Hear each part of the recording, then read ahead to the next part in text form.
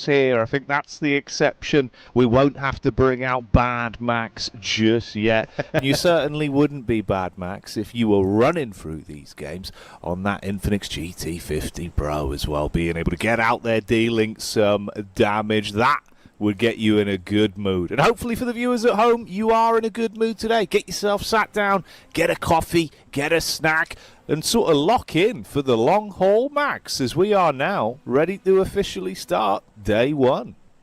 I wish someone would have told the plane pilot, not driver, to lock in a little bit, because this is a terrible plane path. This is so sudden. So many teams are going to have to stretch their drops, maybe pick up some cars on the way on some of the main highways of Rondo. But outside of that, I'm looking at Yulin. We know one big team that likes to drop in Yulin is Aurora, right? Previously, APG always dropping over there. I don't know why they would change their drop location. They're going to go for that usual 3-1 split. A lot of the teams are going to do something very, very similar, as Neox is also a little bit too far out of reach. So I think that Neox is just going to be giving up this game. Yulin is going to be the meat and potatoes of this first game of the evening. As you can see, Avalanche C1 is going to be over there. 27+2. And actually, I'm looking at Aurora. It seems like they went more to the western side, not committing to the city, because the city is just fully stacked here with teams. There's going to be possibly 4 to 5 teams in the city. As you can see, it's going to be Champions Esports here. Already up to 2 eliminations, but will be losing Fearless as the first player.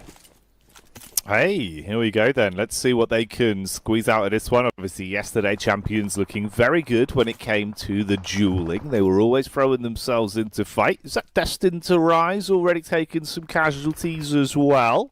Okay, that'll be Afterlife that are throwing some fists their way, with even Top being removed from the equation early.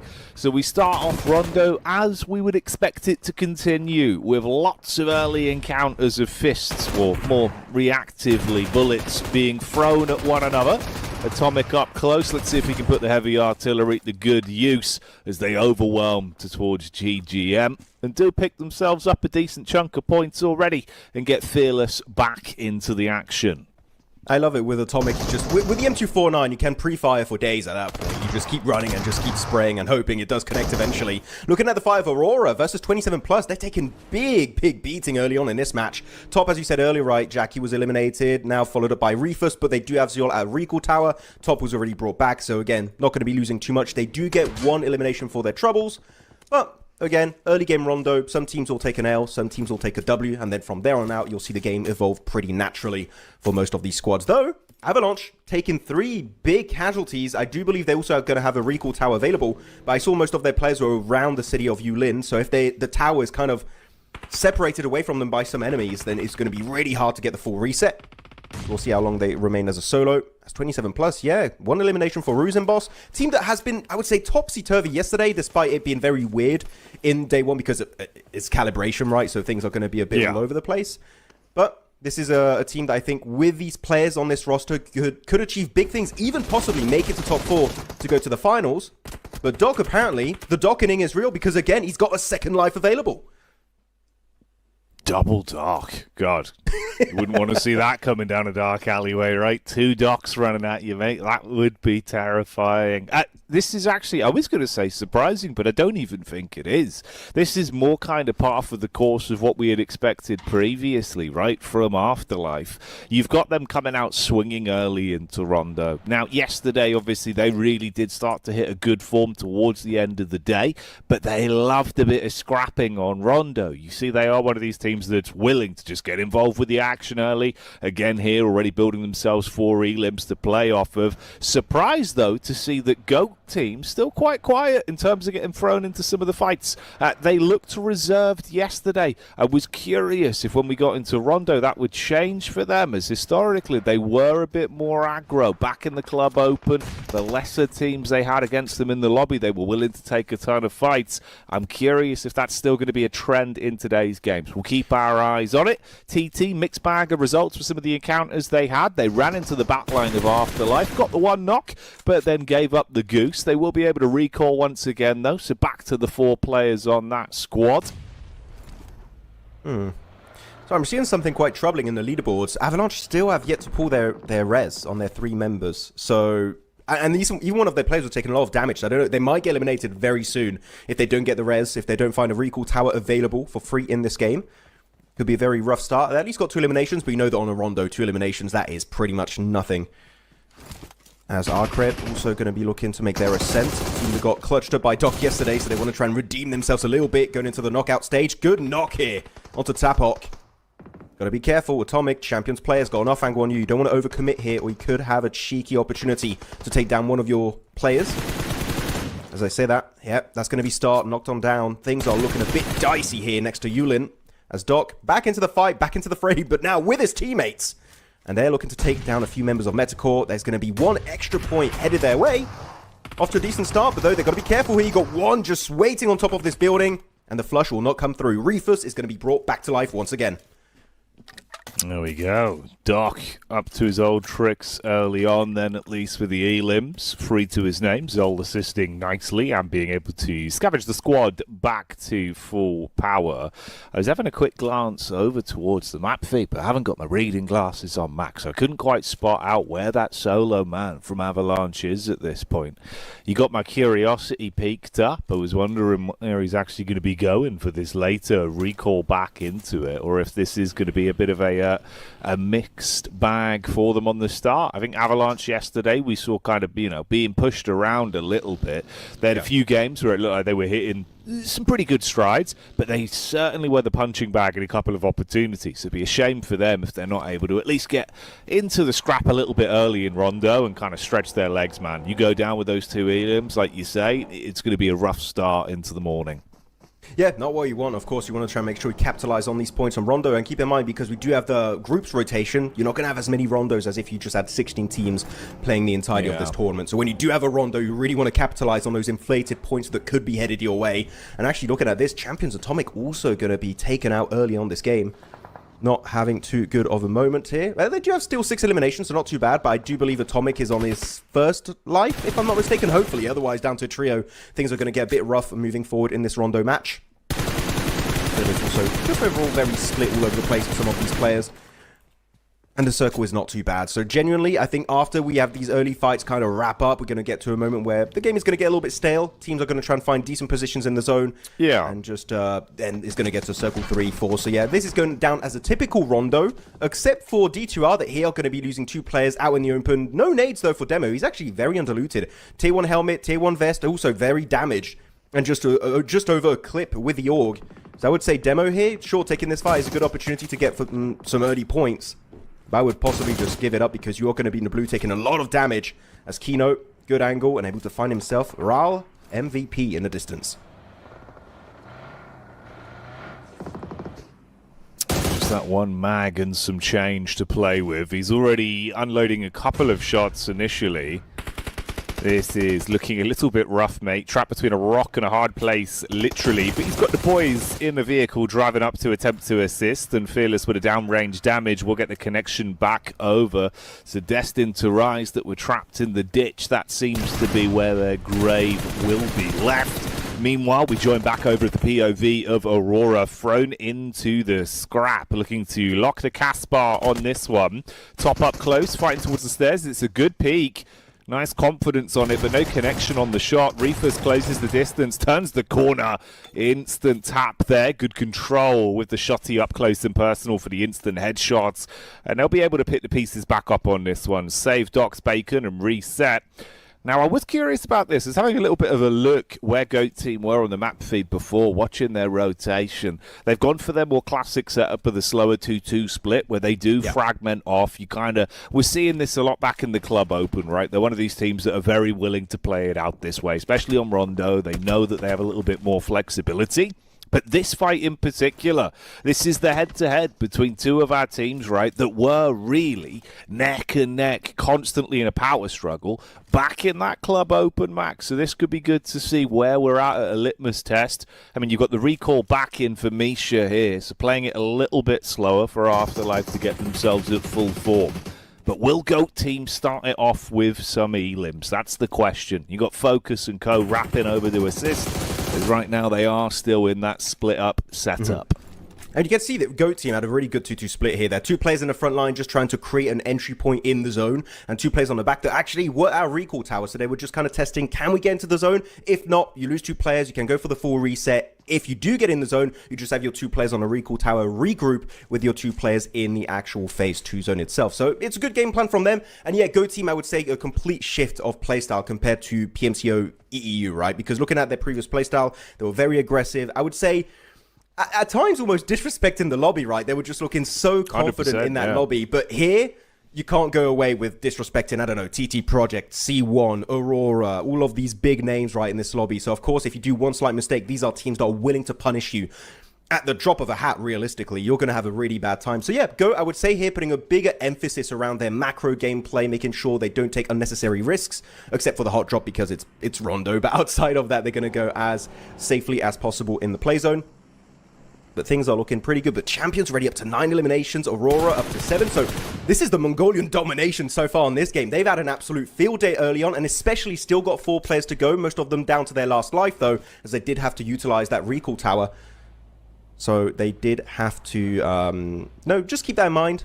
If you go for a next fight early on, you might actually lose some players for good in this game, because a lot of those recall towers, I'm looking at the map feed, are actually somewhat camped out by teams. So if you do want to try and get some players back in at this point in time, you might have to fight for those recalls. Hey man, if this keeps up, we might as well rename some of our different groups. Where Group A, effectively, we could just call that Ulaanbaatar, because it's the capital of Mongolia, mate. Like, this is peak. Yeah, there you go. That, if you didn't know, Ulaanbaatar, that is the capital of Mongolia in real life. A beautiful place. It's a beautiful Did you Google that? Or did you just know that? No, that's topical knowledge. I'm aware.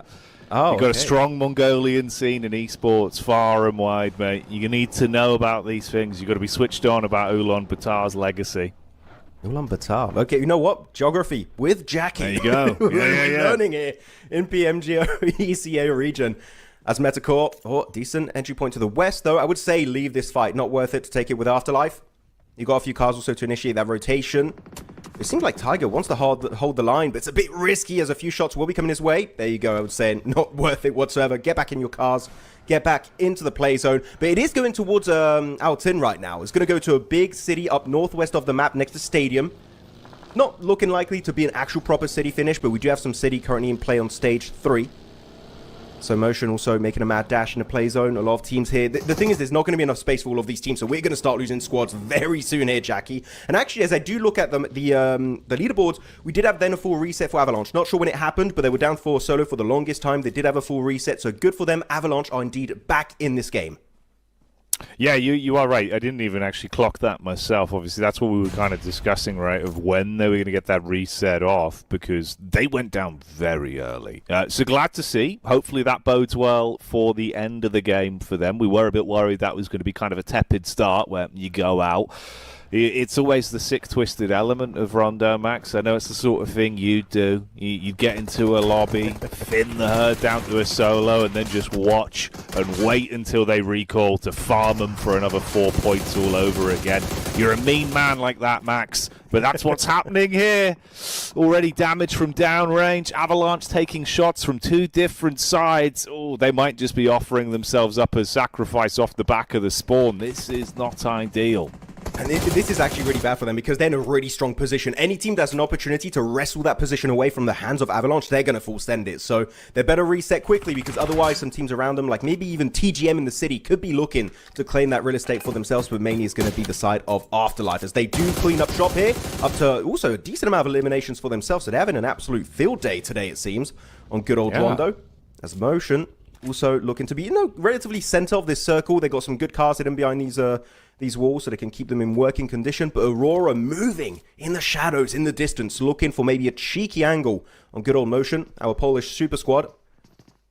Matek, I would say it would be good if Matek and Ked could regroup in the center, because all you need is one off angle and the entire setup just falls apart. So you've got to be very careful in that specific type of position. Yeah, don't over-risk things for now. See what you can do to try and keep yourself clean with the best stature to play off of. Ooh, look at the peak from top. Instant engage on the reface. He's crisp with it, but Fleek hits the flick back and does damage onto them. They've got a little bit of space to play with here and vehicles for the cover to at least break up the fight. The trapped Avalanche squad that we were highlighting on previously still taking damage down range as well, with Afterlife looking to fully wipe onto them and make sure they convert all the points they can physically steal from this. Reefus jumps out the vehicle. Yeah, it looked like he was going to take far too much damage from that. It's off the back of the Org from Glory, who gets the quick peek up. So you're starting to lose some of that firepower now on Aurora. They're more fragmented than they want to be. Top in the back line with the smoke blocking the vision there. Doc looking to assist from the side as well.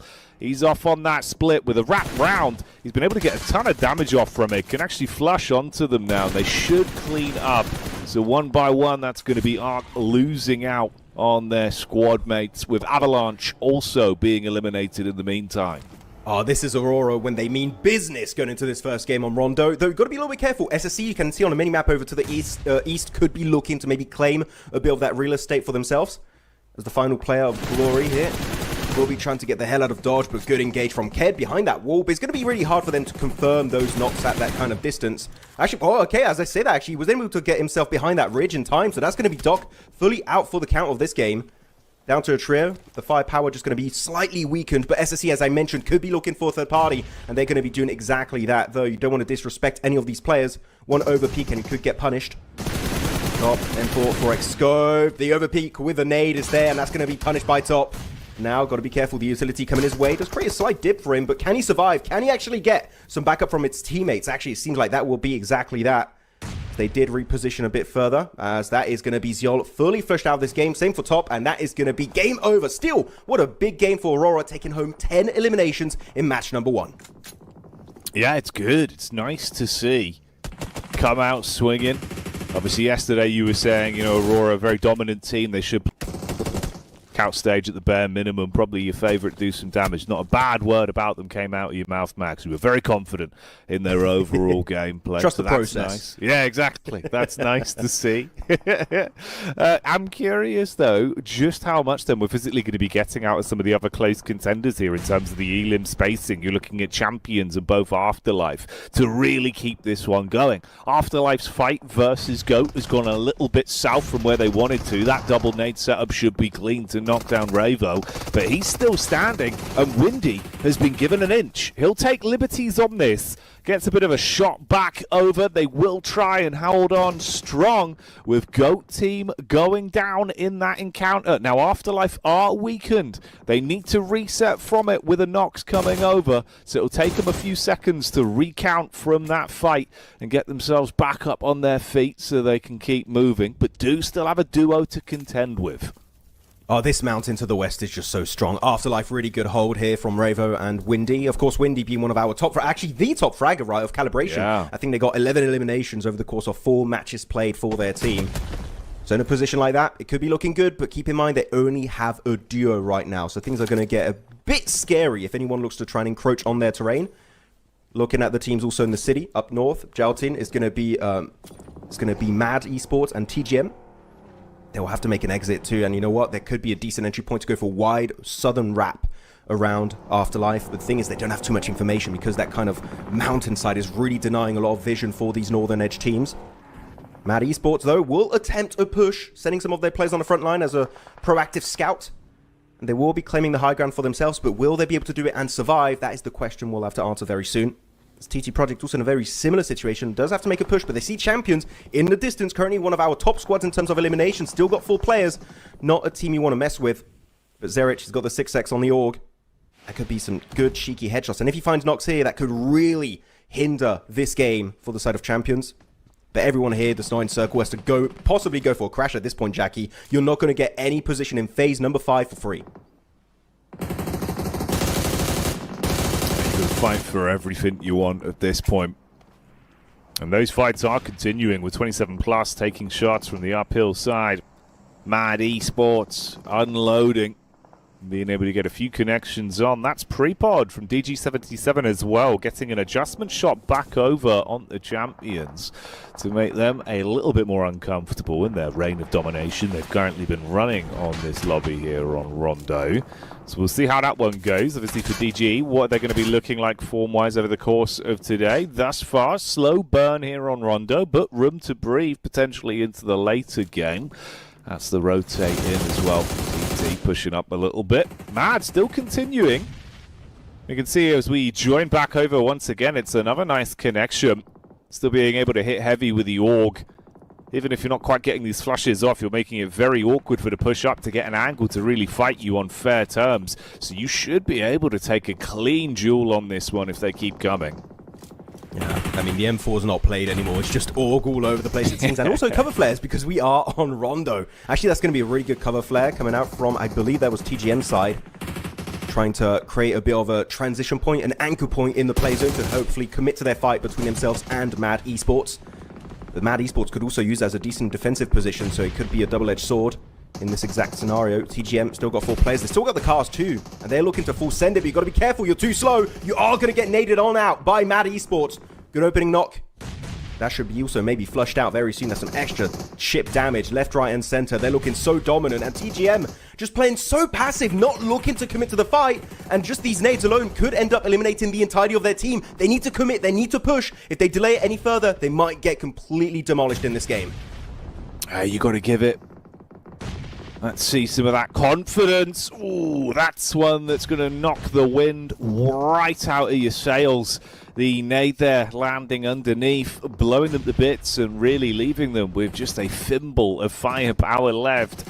And that convergence from the backside with 27 plus nipping at your heels. You've never felt more uncomfortable than this sandwich of squads that you are the filling in. You're effectively the cheese between 2 slices of bread, Max. That's not where you want to be. Yeah, it's not going to be too comfortable for these teams. Come on, Mad Esports. The thing is, they got a pincer situation. I like what 27 Plus are attempting to achieve here by kind of wrapping up this fight and pushing it from the northern eastern edge. They got good ridge to work with. It's keeping them relatively safe, unless maybe ETT Project or Champions look to take up that position for themselves later on in this game. Still, we've got 10 teams alive, and I'm telling you, it's going to go down to, I think we're going to go down to 5 teams upon the end of Phase 6, going into Phase 7. What a knock, though, from Windy, and that is going to be that one flushed on out. Good tower position. Afterlife could actually keep farming eliminations off the back of that spot. That tower is looking really strong in this zone. Aphis going to be spotted out from TT Project, and 27 Plus up to now 8 eliminations, just shy of making it to the big double digits. It's Prepod, DG77 also locked in their own fight on this tower, but unfortunately Nomi overpeaks it and will get punished.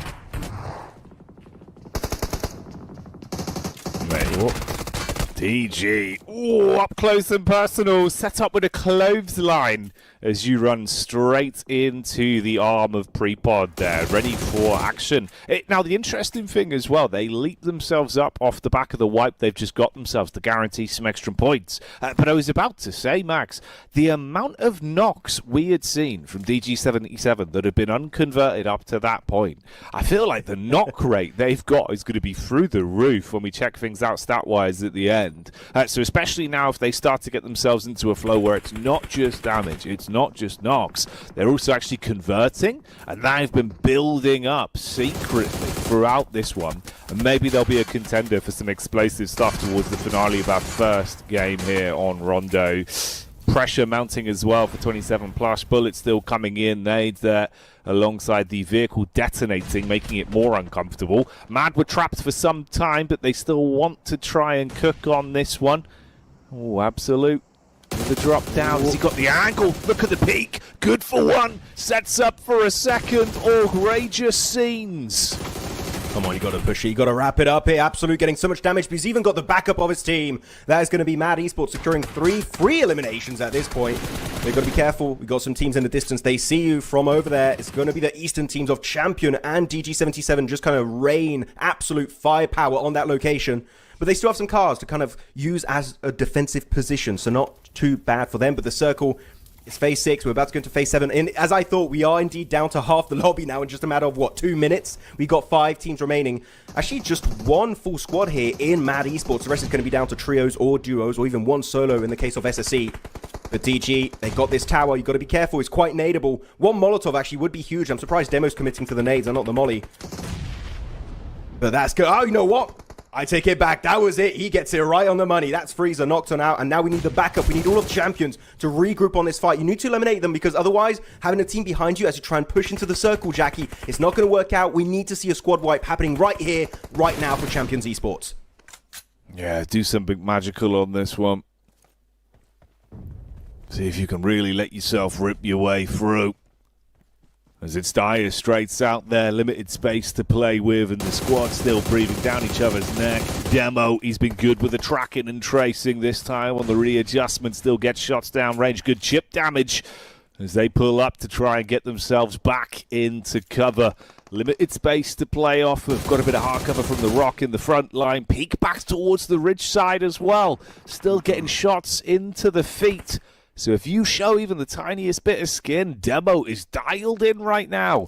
He's been an absolute madman with the elims we're seeing him throw out on the server at the minute. Running a train on the lobby and looking good for it. Oh, let him go, Max. Boy, he's crazy with the orb recoil at that kind of range. Look at this guy, Demo's popping off. But again, you got to keep in mind, Dagestan, down southeast of their location, they didn't clear them off, meaning they're going to be pincered between 2 teams. And Dagestan officially now are indeed in the play zone. Sure, 1 player gets knocked once again, but there still could be a hindrance to this chicken dinner that could be headed the way of champions. So now we've got 2 teams, 2 angles to deal with. These rocks are not going to be as easily to defend, because you got 2 squads looking at your location at every single moment in time. Kino, though, actually knocked in the distance. That's going to be quite a hard rest to go for. I would even say just give up on him. Unfortunately, he's going to be in the blue possibly relatively soon. So that is even maybe going to get flushed out fully by Mad Esports. Yoink, point taken by Takinov. Up to 6 elims for Mad Esports. And look at the amount of presence they have in this circle right now. They're just all over the place. Sure, 1 player did get knocked, but it might be able to get reset very soon. Takinov will be trying to attempt a run to the tree, and he gets punished. That's Demo out for the count, and so will the entirety of Champions Esports as they get eliminated in top 4. 3 teams now remain. Mad Esports also still DG77 and a solo of Afterlife. But if I'm not mistaken, it is going to be Windy, our top fragger of day 1. Can they redeem this game in a 1v3v3 scenario? Oh, with the points you've got there already accrued for Windy, even just logistically thinking about trying to get the highest placement points as possible on this one, you're going to want to run the clock, keep your eye on the stopwatch, and then try and worm your way in for that 2nd place. If you can find yourself in a world where Mad take DG77 on headstrong, and one of those 2 squads are removed first, that's going to be where Windy's eyes light up. He's good in these sort of moments as well. Keen for the clutch, very individually talented and self-sufficient in a late-game scenario like this. Mad Esports, they've had a lot of uncomfortable battles inside of this Rondo matchup, but how good are they when it comes to a more classic firefight? For DG, they've been warming up too, man. That's what I was saying, right? The amount of knocks they were actually able to find themselves. You could see they were putting good damage out consistently in this match. Now towards the tail end, they've hit a fever pitch. This is Windy's POV. He's seen a little bit of an opportunity again. The minute he plays his cards, though, he's effectively announcing to the lobby which angle he's playing from, loses a bit of that element of surprise. He's got a wall of smoke right now to keep them somewhat guessing on his specific location. So he wants to try and wait until the time is right, but pre-pod with the eyes dialed in, that's Windy gone. So Afterlife removed, we get our final 2, but who's walking away with the chicken dinner? I have to see who's going to be taking it. Not going to lie, Jackie, my feet is frozen, so please take it away. All right, that's fine. I didn't see the message. We're all good. Let's dial back into it and see where it goes from here then. So far, so calm. Nothing unnecessarily being thrown out from either of the 2 squads, as you've got Mad Esports setting themselves up still, just waiting for the jiggle out. Now, to be fair, the way they were playing it, it was nice connections from the backside. Takinov was able to get some really good shots downrange on the champions, and it was surprising because you had them basically pinned in position where Demo was able to keep locked on them, right? And he was doing a good job of running interference. Taknova's looking sick on the peaks. Isolating him could be the key to victory here. And with Freezer taking the fight, instantly gets the chip damage off and that initial knock over onto them. Yeah, okay, here we go. DG77 is starting to cook now, Max. Yeah, it's going to get real dicey. The nades, I believe that might be right on the money. Takhanov knocked on down. Actually, not by the nade, but Zadira sprayed with the M4. And this is exactly why you hold on to your cover flares until the very end of these matches. And you know what? The solo player of Mad, he's like, no way, but the nades are coming on in. Can they get it? Can they snatch it away? And it will be actually secured by Zadira. That's an extra elimination point. And DG77 securing the first chicken dinner of the knockout stage. Oh, you'll take that. You'll take that. That is a juicy cherry on top of your delicious dessert chicken dinner to start out the day. DG77, a big meteoric rise in the lobby on that one. They were coasting with about 2 elim points to their name relatively late into that game, and then we saw them hit that tempo. Back-to-back wipes, getting themselves into a great spot and handling some of the biggest quantities on the server in that one as well, Max, right? Taking out some of our leading squads to get themselves that final result. So fair play, that's a big game. Yeah, they're going to scramble with motion, able to snatch away that tower, and I do think there was a clear mistake made by Champions. I think that them delaying the fight with DG77 opened up an opportunity for them to come back. They were given an inch, they took a mile, and you saw Champions, they couldn't use the rocks as proper cover because you had two teams actively looking at their location. And they just, after, were able to snatch away the position of Champions, and they still had cover flares, Jackie, which in finishes like that, when it's just a flat, open-ended finish, chuck a few down, you've got so many good angles to play for. And in this case, Mad Esports pushed downhill, fully in the open. I believe used most of their utility earlier versus TGM. What are you really going to do? In this case, there wasn't many options they had available for them, and DG77 just had a field day securing every single one of those points. Even the solo player that was trying to deny the point to the blue, but no, they had a different plan in mind. They secure it with that nade from Zadira and taking home a massive 11 elimination chicken dinner here on Rondo. Oh, yeah. There you go. This is what I was saying as well, mate. Zadira's name constantly popping up in the elim feed throughout that whole matchup there, where you could see just the amount of knocks he was able to get right. Then they started to convert these into actual complete elims towards the tail end. Nomi also looking good for some of the impact. Good distribution of damage, though, between Zadira and Prepod. Prepod was looking like he was well up for it. We were seeing some of the close quarters combat.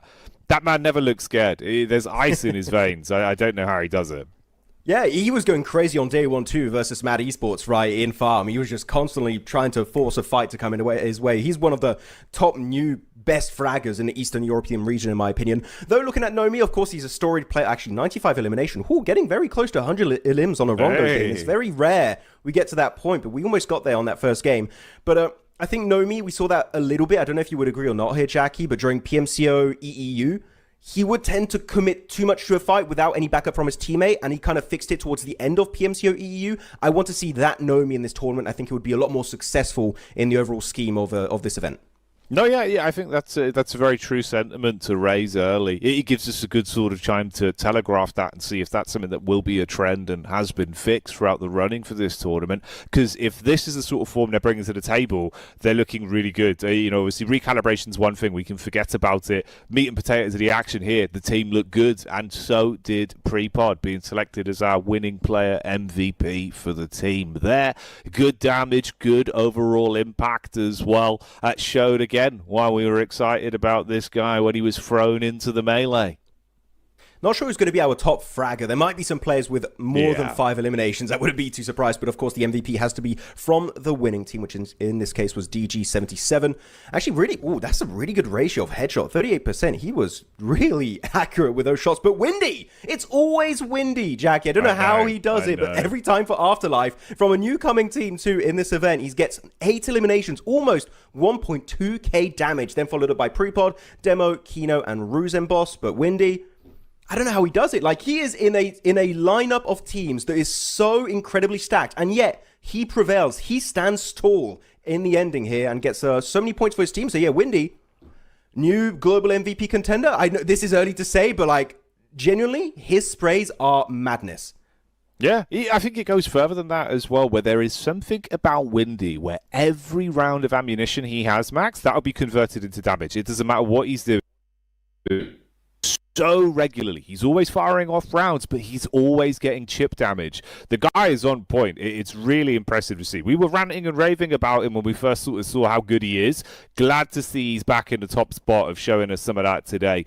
Let's have a little bit of a look at the overall stats then off the back of that opening game and sort of give you the lay of the land of the big point earners. It's actually a tie in terms of the total points that we get brought through for both DG and Afterlife as well there, with just how many elims they had. Only difference being the chicken dinner, of course, as a tiebreaker mechanic that will be a benefit for DG. Towards the bottom end of things, this is relatively similar to what we saw yesterday, other than the fact that you've got Destined to Rise and TT down towards the bottom end of the bracket. Obviously, they were playing some great individual PUBG Mobile yesterday. Still, a bit of a shame to see a slower start for GOAT and ARC as well. Not really hitting some instant quick form on that one, Max.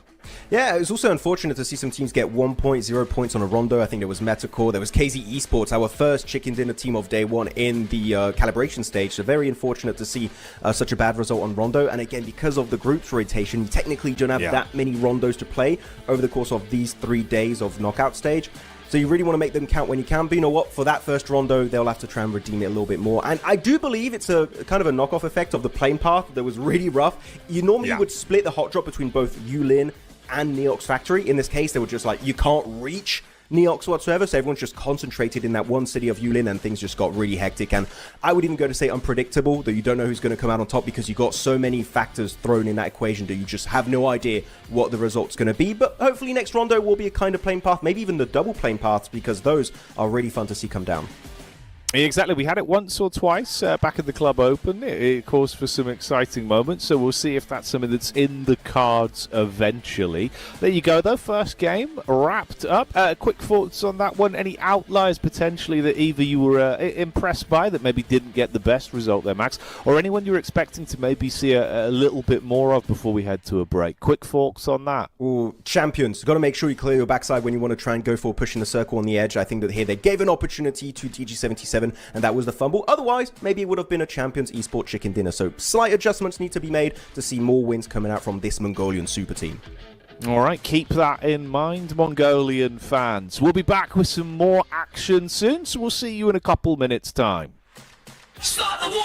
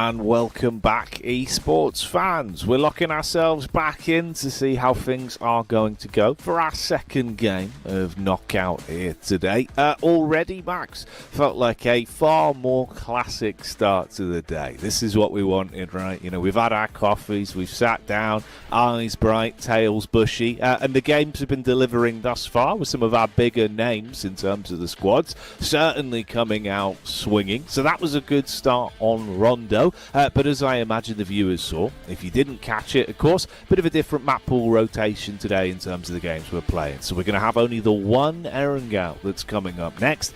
Then it's a back-to-back Miramar, and then a final Rondo finish for the day. So room for some different strategy and potentially excitement as the day goes on, Max.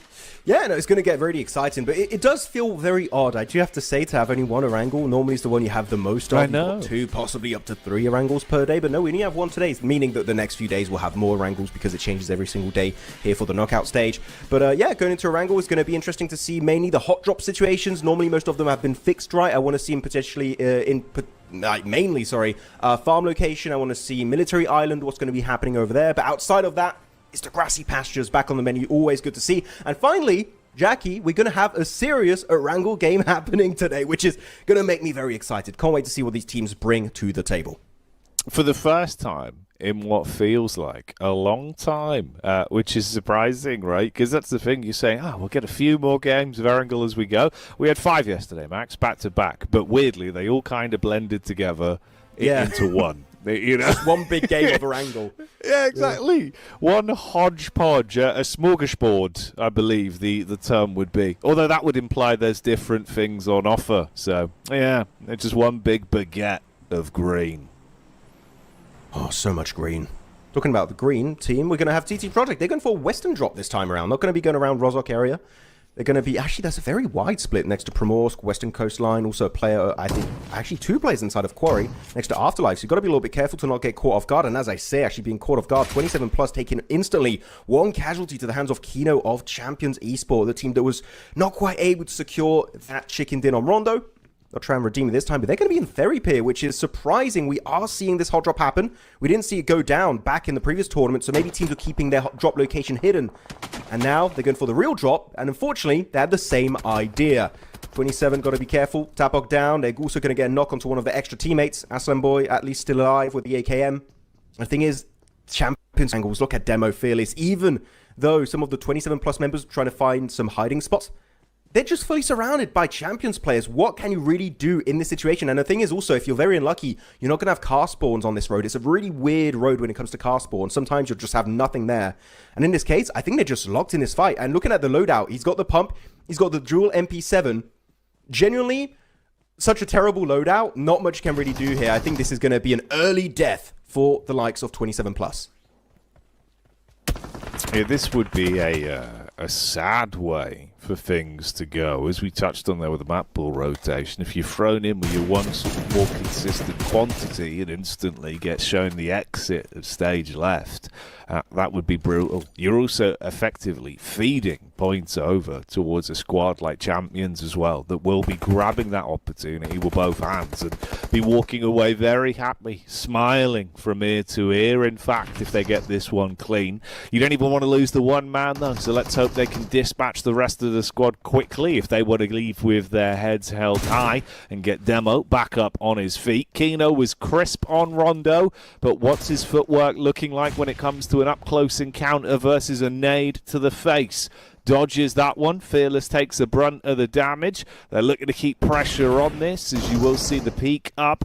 Aslan Boy looking for the hold back. Meanwhile, Ruzin gets unloaded by the clip and will go down early. Demo gets the adjustment off to finish that one, and the shotty from Kino will handle the situation. So as you said, mate, that's our first squad down. Not what we expected to see, I don't imagine. It was a really good plan from Champions. I think they didn't expect a hot drop with a 27 plus in this case. But what happened is they actually took so many good positions in Ferry Pier. They actually gave, maybe 1, 2, 3 buildings maximum to 27 plus, meaning they were very undiluted. Look at the final player there. He just had an AKM with, I think, barely any attachments and also a Scorpion, which, if you got to swap to a secondary, you have nothing to work with and you have to take on an entire squad of Champions. No, if you want to do a hot drop, this is a very smart way to do it, which is denying loot early on. And in that case, there was no comeback available for 27+. Though, looking at another hot drop, it's going to be over to the western coast. Also a very weird area for a hot drop, it seems. Afterlife, got to be careful. They still got 4 of their members up and running about as Windy. Also, they're flushing out that point, confirming it for his teammate of Misha. Got to be careful, there's still one more. Going to be BCG Pro. But as a solo here, he's got a Uzi. Very low helmet and vest. I think this is going to be also game over for another team, as he's just going to get swarmed straight on out by the entirety of Afterlife. Good damage actually there with the Uzi as he swaps to secondary, but it's just not going to be enough. Metacore eliminated, swept under the rug, and 2 early points secured by the good old Afterlife squad. Yeah, Afterlife in it to win it today, it seems. Coming out swinging. Exciting stuff, man. You know, it's kind of crazy, right? Because obviously they did feel like the dark horse out of the teams that made it through dominantly when we were watching the Eastern European Club Open, right? They were the side that kind of took a little bit longer to get themselves into a groove and eventually were lapping some of the other squads we were really excited about. We were saying, oh, low blow, look how good they're playing. Then Afterlife came to life and gave us some absolute madness. Here, the fact it's now starting to look consistent over the first 2 games could be a very good telltale sign of this team really proving there's a lot of talent in this team. We'll keep with it though. You did mention the GOAT squad, so let's see what they can do. Ayato, it's a name we haven't said for a while, but he's instantly unloaded onto Doc and been able to get that opening knock towards the team. Aurora, will they be shining bright? Quick connection from Focus. That was a rapid shot. And Top's down on his last legs as Force will assist. Oh my, this is going very wrong for Aurora. I am surprised Aurora decided to commit to this fight when you see that the opposing squad of GOAT team had a hovercraft. Early on in the match, it's very annoying to deal with a hovercraft, and you can see Doc, right? He was split away, which is typical Doc fashion, right? Likes to be split away from his team. You got a hovercraft, you can just rock up on that player, and then you can just create an opportunity because he's trying to move and not get squashed by it, right? And he puts himself in danger, and then you got an off angle from your teammates, and boom. You get that early knock, so that was very unfortunate for them getting caught off guard, but the hovercraft, you do need to respect it a little bit more. Aurora sent to an early grave for 3 of their members. Of course, no recall towers here, so they're going to be down to a solo for the rest of this game. And another hot... Okay, Jackie, we got way too many hot drops. I thought we were going to see way less. We're actually seeing more hot drops than in Calibration. We had 2 in Calibration. What was that? We had 4. We had 1 in Ferry Pier, 1 Western Coast, 1 to the bridge, and now we have 1 over here in apartments, and you also have 1 next to shelter, I believe. Why? I'm genuinely confused. I have no idea. Well, you know, you were saying if it goes on any longer than I believe day 1 of Knockout, Bad Max would be out with the ruler, very upset. This is almost, to me, a bit of a pleasant surprise. It is risky, and it is quite ballsy with how some of our teams are kind of throwing caution to the wind and being willing to take a lot of these committed fights right off the back of the plane path. But hey, it's giving us some good esports to watch for now, at least. So I'll take it in that sort of stride. But yeah, man, kind of crazy they're willing to get thrown into things so early and see what they can do. Destined to rise down, set up towards the shelter side. They loved this position. It's a great angle for the peak as well. You're going to hear them coming. You can swing in. You are trapped in a choke point, and you have eaten the buckshot.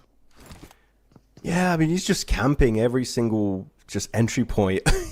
Off shelter. We did have 2 near shelter finishes yesterday, right? So shelter is just a bit of a focal point here for PMGO Eastern Europe, Central Asia, it seems. A lot of teams like to play around here. In this case, it's going to be the side of then D2R looking to claim a bit of that real estate for themselves. At least, you know, one team that's got a really good position, didn't have to fight for it, is Dagestan, right? DG77, they've got himself this heaven location locked on down in that split. And this is going to be really good, especially early on. You're dead center of the circle. You have 2 players in heaven, 2 players from DG77 over to the western side near Alamo, southern side of Yasnaya Fields. So they're going to be looking relatively strong. On this circle, I would recommend DG, just a quick regroup, especially onto heaven. I would say right now it's a very, very strong position, as long as you're able to zone teams away successfully. Outside of that, Reefus, solo of Aurora here, Jackie. Can he make it to the play zone? We're generally not even sure. This is not going to be an easy one as a solo.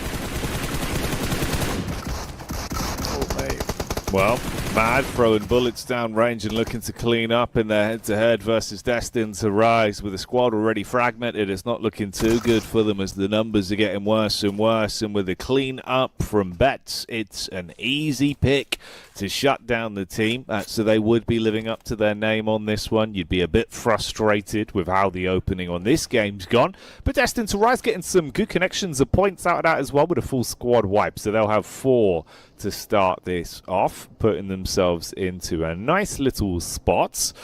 AZ as well with a read onto Avalanche. How are Avalanche going to be faring here? Obviously we're again effectively just being sort of pushed around the lobby back on Rondo, and they're going to have a bit more fight in them in a head-to-head like this. They can just coexist together. When you're around Mansion, these two buildings are kind of separate from each other. Avalanche don't want to stick around, surprisingly enough, even though it's not in a bad spot in this circle. I think they just found a better option up northeast. One of their teammates, Tommy, actually scouted out a free compound up there, so they're just going to send all of their forces up there. Which, actually, you know what? Sure, they could have stayed in Mansion, well, on the outskirts of Mansion, but it does potentially make your later rotation harder to execute because you're next to another team in the sense of KZ Esports here. So they're just like, you know what? We don't want to have any neighbors. We just want to have an easier early rotation upon phase 3, 4, 5, whenever they have to rotate away. So yeah, it's a good setup for the late game. Did they have to do it? No. But is it something that could reward them heavily later on down the line? Yes, definitely. So I think the Avalanche here are being very smart about their early game positions. And even got a little bit of a cheeky 3-1 split. So just keeping a lot of options locked down because it was a big northern shift. So that means a lot of our forces, a lot of our teams and players are going to be focused on the southern edge. Actually, and not only them, also Afterlife are doing a very similar rotation. They're going north of Yasnaya Lake currently around the map. So a lot of these teams that go for these wide east or western rotations upon a circle similar to this are just avoiding early skirmishes like it's the plague, which I think is just a very good way to approach lobby that is as stacked as this one. Yeah, dude, if you don't have to fight, and it's not guaranteed you're going to get yourself a nice chunk of elims for it without risking it all, definitely don't bother. So we can see that implemented there from Avalanche with the move away. Tommy has been pretty consistently one of those players for him as well that does seem to try and effectively more of a forward scout, where he is better in terms of his positional play, more of the macro sort of assessing, okay, do we need to peace out? Should I be somewhere else? Than needed in the front lines most of the time. We were seeing him basically trying to keep him alive on a shoestring back on Rondo even as well. So that still continues here so far. For DG77, no need to throw out any fists just yet. They've been given a bit of an easier time of it in terms of just getting their loot on and slowly making their move. Might be contested here on the move up a little bit later though, depending on how things start to shift with the circles. You do have a couple of squads in close proximity, maybe even back down just on the exit from Shelter side as well. We could have that run in between Goat Team and Destined to Rise. And then, of course, there's that one man that limped away from the early fight versus Goat Team in Reefus as well. He's just trying to keep himself alive for now. See if there is any opportunities for some way of getting points on this game. I just saw here, Jackie, we just got an airdrop exactly on the location of DG77. Like, they're on Heaven, they can't move away from this spot, and they got an airdrop that just fell right in the middle. Yeah, I wonder what kind of loot they got. I believe it was looted up by Nomi. Maybe they got an MG3, a P90. We saw the P90 being very strong yesterday, right? So a lot of the players were playing around it like big, head on Team Motion. But Circle did go around the southern fields of Yasnaya Polyana, so it could be a very open-ended finish this time around, as Destined to Rise were able to exit successfully outside of Shelter, which is unfortunate that Mad Esports didn't want to give up on that fight. I wish they did. It was not really worth committing to a fight with D2I. It was also just on the edge of phase number 2. So in that case, a little bit of an L taken by Mad. Hopefully they can try and fix it moving forward, not taking any unnecessary fights like some of our northern teams we mentioned earlier. They've got cars. They're a little bit split between Museum and also this compound that Darling is holding up. The center of the circle, Alamo in particular, TT Project's got a really solid 2-2 split. I think this could be a really strong game for TT Project. We'll see if they can claim that chicken dinner this time around. As Goat Team's got the hovercraft here, Jackie. That could be looking really strong in an open finish like this. Yeah, it's been a bit of a boon for them since the game began, so if they can keep it alive and use it as some nice cover to play off of, and an oppressive tool, it could be beneficial. Force close range angle, turns the tide. The Poseidon plays as he punishes with a shotty up close and blows them away in close proximity. This is my compound, he screams as he defends the line. And TT looking to fight against Avalanche as well. Will they be snowed under? So far, it's good on the response back, but you've only got one player left alive on the stairway. Avalanche might actually upset on this, but he gets his timing out through the door, even somehow staying alive with a chip damage off the back of the nade, and has unleashed upon them. Oh, the downrange shot as well. He cleans up mop and bucket, Max. I do have to say, sorry, I was looking at the fight. I was also looking at the elimination feed. Rufus just clutched up all of motion. He's still alive. He clutched up the entire team. What is... Rufus is a solo. I think he got 2 or 3 eliminations off the back of that. Hey, production, if we can get a replay, I really want to know what happened over there. Oh my goodness. The thing is, you don't want to overlook any of the members. Even as a solo, it could be Doc Top, even Rufus. You don't know. They can step up to the plate and get some absolutely crazy clutches, just like right now. But now Champions looking at their position, holding on a really strong 2-2 split. You've got to be careful, though, getting very close to Destine to rise. If you were going to take that fight, you might want to fully regroup with all of your members. But yeah, it was out here, so he took the fight in the dips of Yasnaya Fields. And now he's got a ton of cars, so he's got an easy rotation to work with, it seems. But the thing is, it's a very strong spot. I do think we're going to have a team crash that very soon. So Rufus, double clutch back-to-back, maybe? Question mark. Could happen, yeah. Man, that's absolutely wild. You kind of say it with half mind that it'll amount to not much, right? When I was like, oh, well, Rufus is still alive. He's found himself a bit of safety after GOAT Team went in on him. A GOAT Team actually going to be the squad to test him again. That could be sweet irony if he's able to find a way to punish the team that removed the rest of Aurora from this lobby. Rufus with the nades out. I mean, he should have a couple of crates to play off of to restock himself as well, considering the cleanup he went on. So he's got some good utility here. Spamming onto the front line, seeing if the bullets will connect and hold back the wave. Nades bursting in air over the top. It's a little bit of chip damage. What? Ooh, how has he done that? Force instantly hit with the backline nade. Surely not. Can he actually take this head-to-head versus GOAT Team and finally shut down the team that ruined Aurora's chances coming into the opener of this match? Oh, Doc taught him well. That was a nade on a moving player in a car. He's got the angle. Got to be careful using the FPP mode in the smokes. Gonna get as much information as possible while trying to remain hidden away, but the nade is there for Moxie. That is a wrap. Aurora sent out of this game. Match number 2, not able to get any placement points, but still 3 eliminations thanks to the redemption of Rufus as a solo. But you know what? They'll know next time around to be a little bit more cautious on Military Island with that team. Although we only have one Erangel today, so you know what? Maybe have to rethink it for day 2 or 3 of Knockout Stage.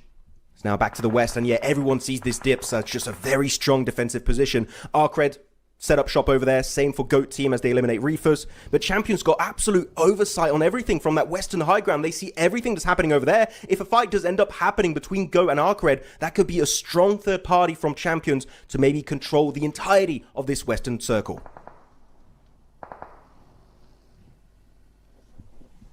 It certainly could be. Mate, already this has been a spicy game. Excited to see where this goes from here then. Demo with the downrange distance damage as he will be able to pepper a couple of bullets over onto GOAT Team.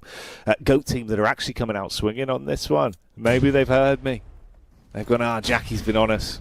He's been upset. We've got to give him the beans. And they're certainly showing it, mate. You completely wipe out all of Aurora and now find yourself in an opportunity where if they could best ARCRED, another side that we know has some impressive capabilities, this would be a great test for them today on Erangel. So far, the nades look clean. That's an even better follow-up as Hard Body will look a bit more soft off the back of that nade blowing him to smithereens.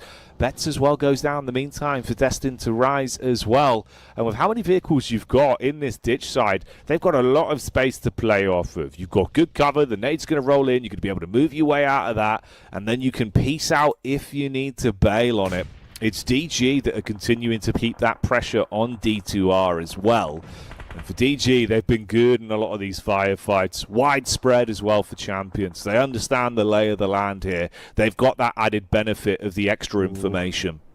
I'm actually not a fan. I think champions are spreading themselves apart a little bit too much because you have D2R just behind them, southeast. I think that you got to regroup. If you want to do a 3-1 split, which actually they are starting to do right now, keeping one player to keep insight on those dips in Yasnaya Fields, that's fine, but you got to try and have as many players as possible to defend that southern edge. Destined to Rise will be looking to claim that spot for themselves. It's DG77 also having to leave heaven for the first time this game.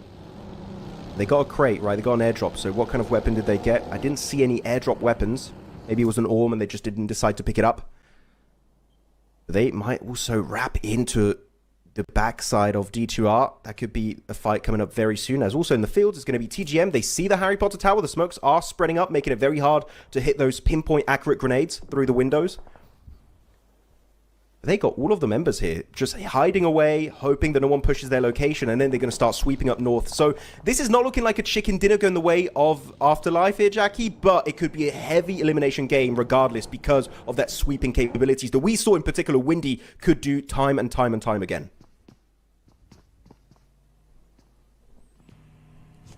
Yeah, Windy has been a real force for that team. Individually very mechanically talented and always quite switched on in terms of his approach to the game as well. So it's been fun to watch every time we've had him on our screens. It's the reason we get so excited with some of the plays he's been able to make and consistently been a top earner when it comes to Elim. So yep. Certainly don't, underestimate him. I imagine that would be one of the bigger factors for some of these teams that potentially, if they've not done their homework, Max, coming into this lobby, right? If you're thinking, we're a better side, we're a seasoned team, they would be, I think, the real issue to underestimate. Definitely want to disrespect this squad. Though you got to be careful. Ravo on the front lines got the first aid. He'll be A-okay. Actually, I didn't see who still has hovercraft. Go had a hovercraft earlier. I don't know if they lost it. Hovercrafts in these open finishes could be really strong just to maybe not drive defensive position, just crash in a hay bale or crate in the open, and you know what? You've got pretty much a building to work around. So if you do have a hovercraft, you could have a significant advantage in this game. I like what Afterlife are doing here. Keeping Misha in the Harry Potter Tower, just kind of facilitating the rotation from his teammates. Now he's hopefully going to try and regroup over to his squad. And that's a good nade from Ravo to open up the fight with TGM. Good initiation. Now the team is looking to also, I would say, you got to wrap it up. You can't let them live after that engagement. You need to wrap up the fight. You need to eliminate every single one of the members. Pushing up with all of these buggies. Unfortunately, the crash from Misha's not looking good. And the nade hits him. That's going to be Misha down for the count now, down to a trio. And Afterlife also losing Zixi. Ravo, everyone is getting knocked, eliminated all over the place. Ravo, can you redeem it as a solo player? He's going to be looking to make his way over to the buggy. Maybe looking to give up on the fight entirely. TGM also taking heavy casualties down to just a duo. For SSE, this is a golden opportunity for you to take this northern side for yourself. You need to engage. You need to third party. Just like on the last game on Aurora, SSE need to get involved in this conversation. Backstab from the buckshot, not going to work too well on the close range encounter. SSE showing us what they're made of as the stars do shine bright for them. They've got the nade primed. It's a close miss on that one. Follow up back over. Oh, they're trying to take the peak on it, mate, but it's just not committed to. You turn your back for a split second, and that's how TGM exits the stage here, as they will go down off the back of that duel. Meanwhile, did we have the crash from DG77 all the way in, as they've been able to get the bonnet off, run over one of the players there on Go, and massively clean up as well. They take control of that angle and dispatch Go. Okay. Yeah, good shots coming out from Nomi. Right, finally sticking with his team. This is what you want to see from him. But unfortunately, talking about a team, he doesn't have one anymore. Zadira, Freezer, and Prepod taken out of this match entirely. As a solo, still has some cars, so you know what, if he wants to pull off a late rotation, can still do exactly that, but SSC are the ones that want to get involved in Seems. They eliminated all of those northern teams, TGM, Afterlife, eliminated from this match. But now, actually going to put their focus on two champions that I think got a little bit too sent on the circle. They could stay to the west and just chill. They don't have to take any of these fights. You can just spray from a distance and you will be A-okay. So champions, yeah, I would say, push on back. This is a fight that you don't have to get involved in. Just wait for them to hurt each other, eliminate each other, and you get involved at the last minute. Don't do a fumble like the last game. This is the champion's chicken dinner to come here, Jackie, unless a big throw happens. Yeah, don't let this one slip through the fingertips if you can clutch onto it. When we've said that previously, champions have been pretty good at conversions, but is this a game where they'll be as hearty? Star Soldiers Epic looking for the up-close, aggressive peak. It's not looking too good for them. Lose out on their duel, meaning that it's a guaranteed second place now for one of these two teams between Champions and TT as we get into our head-to-head. Nades into the ditch. It's right on the vehicle. Blows the cover out of the way and creates a bit of space, making it more uncomfortable. They jump in the cars as well, and they can take a wide berth on this on the rotate. Ooh. You can see that 2-2 split. They can get to the back line here, Max, make this very uncomfortable. It's even a 2-1-1 split, so they're really just trying to suffocate the entirety of TT Project. This is a really good game to just lock down that chicken dinner. No mess ups here, unless they get a little bit too close, and in particular, one of their members is going to be in nade range of TT Project, so you've got to be a little bit careful. Still respect the team. They could be a menace. If you give them an inch, they might just take a mile, like last game. Fearless, yeah, I think he understood he was going to be in nade range. Actually, this is not bad, because it's actually using up a lot of resources of TT Project, but why is Demo sending it solo? What is happening? Is this going to be a back-to-back throw from Champions? Hopefully not. Still got 8 eliminations, so a good game, but it could be even more. As Atomic, that's a good peek. There you go, respectful. He knew he had that one in the bag. Unfortunately, no more grenades. Only a Molotov and a flashbang. You know what? Even a flashbang could be really useful as you over-peek. Just put the flashbang down. Fearless has got the angle. Down to just a solo. It's Neos trying to get the hell out of dodge, but it's just not going to happen. Finally, the redemption comes on through, and it is going to be Champions Esports to claim the second chicken dinner of the day. Wow, it played some great PUBG Mobile in the first game in terms of taking countless duels and walking away as the kings of the arena. But now here on Erangel, coming out swinging with that champion chicken dinner, the finest royal dish for a great squad. So the Mongolian supremacy rising to the top once again, showing us just what they're made of. I did like the fight as well, mate, the way they were taking sort of various peaks, like you said, right? You go for effectively the quad split between the 4 players and then consistently bait out peaks where everyone's turning their attention. You're facing north, suddenly you're being shot from the back line. As soon as you try and react to that, you're being shot from the opposite side. It was good stagger on the fights, never overextended. They could play off each other's contact, but didn't leave themselves susceptible to just be fully wiped. It's a great final fight from there. Isolated some of the key names as well. Like Zerich has been a mean machine, so if you're instantly beaming onto him, makes it a bit more awkward for them. TT, though, at least for what it is, Max, good to see them taking away that second place. You'd always want to be first, but hey, they'll be happy to at least get a bigger game out of that one. Very good leapfrogs from TT Project, able to take small fight after small fight and just kind of clear space in front of themselves even deeper every time in circle. So overall, good gameplay style. Again, not overly aggressive, very respectful. That actually, Champions also were almost not too respectful enough. I think Demo got a little bit too involved at the end there. But at the end, they understood, okay, let's not over-peak it. Let's take it slow. And yeah, the way you were talking about the angles just hit the nail on the head. They were very cautious to not give too many knocks for free, too many damage opportunities to the opposing squad of TT Project. So in this case, Atomic, Kino, Fearless, Demo putting up an absolute machine of a game here on match number 2. And yeah, well-oiled machine on this match, and we'll see if they can claim some more chicken dinners. But the Mongolian super squads here have been doing so good. Game 1, Aurora, a ton of eliminations. Game 2 here for Champions, getting a ton of elims and also securing that chicken dinner finally. And I want to see, right, can we see them actually kind of outdo their Mongolian brethrens in Aurora? Because I think a lot of people are like, Aurora is going to be the best team of Mongolia. But man, this team is bringing up some big numbers in only 2 matches. So they are looking strong already. Yeah, they really are. They've got a lot of moving pieces that facilitate it as well, where although this was maybe a bit of a quieter game from Demo, as an individual, he's someone that seems to be willing to fight the entire world and usually bring it home. Atomics look great from distance. Kino's been having some cinema when he's thrown into the fight. Highlighted here as our winning team MVP, actually, as well, so it's fitting we mention his name. Yeah, he's looked really good in the clutch. I think that's the more important thing, right? Again, someone that seems to be incredibly self-proficient when it comes down to situations where he's split from his squad. Even if he's in a duo or 3-player setup, he's still so good at closing angles and sort of holding off various teams from range without having to worry about backup. So a self-sufficient player there. It's nice to see.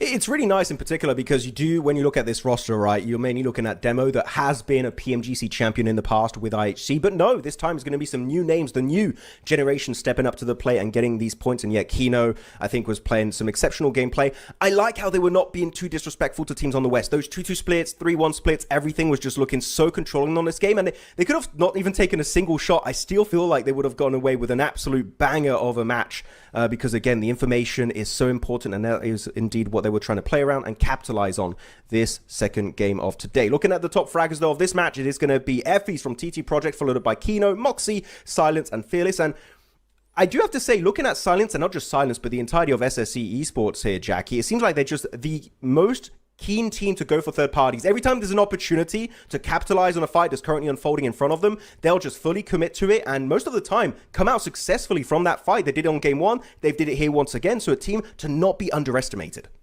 Yeah, it feels like they're a slow burn where you're going to see them being able to kind of weave their way up the rankings, because a lot of teams do seem to sort of forget about them. It's like a Dr. Dre situation, mate. You can't forget about Dre because he'll always be there. And that's what they've been doing. They've been getting away with those backstabs and being able to build points. It's a nice earner for them. You leave this one with 13 points, just the one behind the second place team there in TT. Not doom and gloom whatsoever. DG77 as well, starting to climb up a little bit, do get themselves 9 points off the back of that game. This is the more rough end of things, though. Bit of a move around in terms of our teams that have underperformed on that one. You can see Aurora obviously had the very rough start to the game, right? They basically got entirely wiped by GOAT. It was only Rufus that stays alive, but he did have some moments of greatness, not enough to give him a big leap up the standings. And for 72 as well, it was a bit of a brutal one, mate. Off the back of the hot drop, just got absolutely mauled. We are seeing a bit of a power shift already then. Yeah, I'm genuinely still confused. I'm going to repeat what I said at the start of that game, that we had so many hot drops. 4 hot drops on an Erangel game. Again, we played in Calibration. Why was that happening? Genuinely, I can't even start to analyze because I'm very confused unless teams just want to make a statement. But there's so much on the line, Jackie, because if you're in top 4, you go straight to the finals. I mean, you have a way higher chance to make it to the LAN event in Jakarta for the PMGO Season 1 main event. This is very unnecessary. Some very unnecessary risks all around the board. I hope that we do see these adjusted moving into the next Erangel. So we only have one Erangel today. But yeah, so I genuinely, whoever was involved in those fights, and especially the teams that were losing those early game fights, you need to rectify this. You need to fix it, because otherwise you'll have to go on to the next stage and you might just miss out on the finals because of it. So Evil Maxman, he's slowly peaking here right now. He's going to get involved sooner, Jackie, because yeah, it made no sense to me. It was very odd. Yeah, no, I can imagine, mate. You'll have that one vein that will start to get very engorged if this keeps happening. So hopefully that won't occur. But there you go. That's game 2 wrapped up here. Our one and only Erangel for the day out the way. We'll move in. We're back to back. Bit of madness on Miramar when we return after the break. But that's how the lay of the land is looking for now. It's been exciting up to this point, mate. Looking forward to seeing how the rest of the day is going to go. Matt, quick thoughts on what we're going to be getting out of things as we move into Miramar? Anything you're excited for with a change of land? Okay, I know I've been talking about top and his mini 14 all the time, but like, come on, you're going on to Miramar, which is like the DMR bolt action map, right? And I want to see him with the M1 Garand. We've been talking about it on day 1. It might just happen here this time around where he gets a big game with that long range action. But not only him, we saw actually a lot of other players being really good with those DMRs. And as we shift slowly but surely into update 4.4, when the DMRs are going to be even stronger and we are going to have ARs getting nerfed, I think that Miramar is going to be a map where long-range players like maybe Sleepy in the South Asian region is really going to step up to the plate and get some dominating performances. So, yeah, Miramar's going to be fun. Hopefully no hot drops. That's my one request. Again, that Erangel was just very weird. Yeah, no, it was indeed. You never know, right? You know, we were kind of speculating that maybe it would be the Miramar and Rondos where things would be a little bit more hot drop centric, but hey, it's happened on Erangel, so we'll see where it goes. Join us though for that. We'll be getting into the flow of things on Miramar when we're back on your screens after the break. Start the war!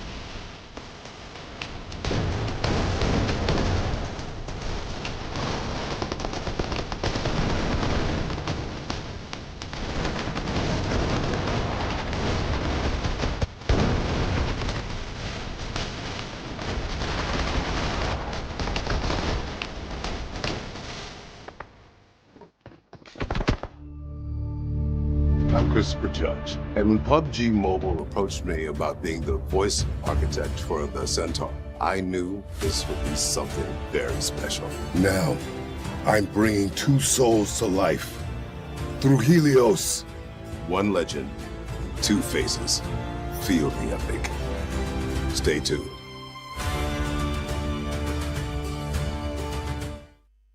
Start the war!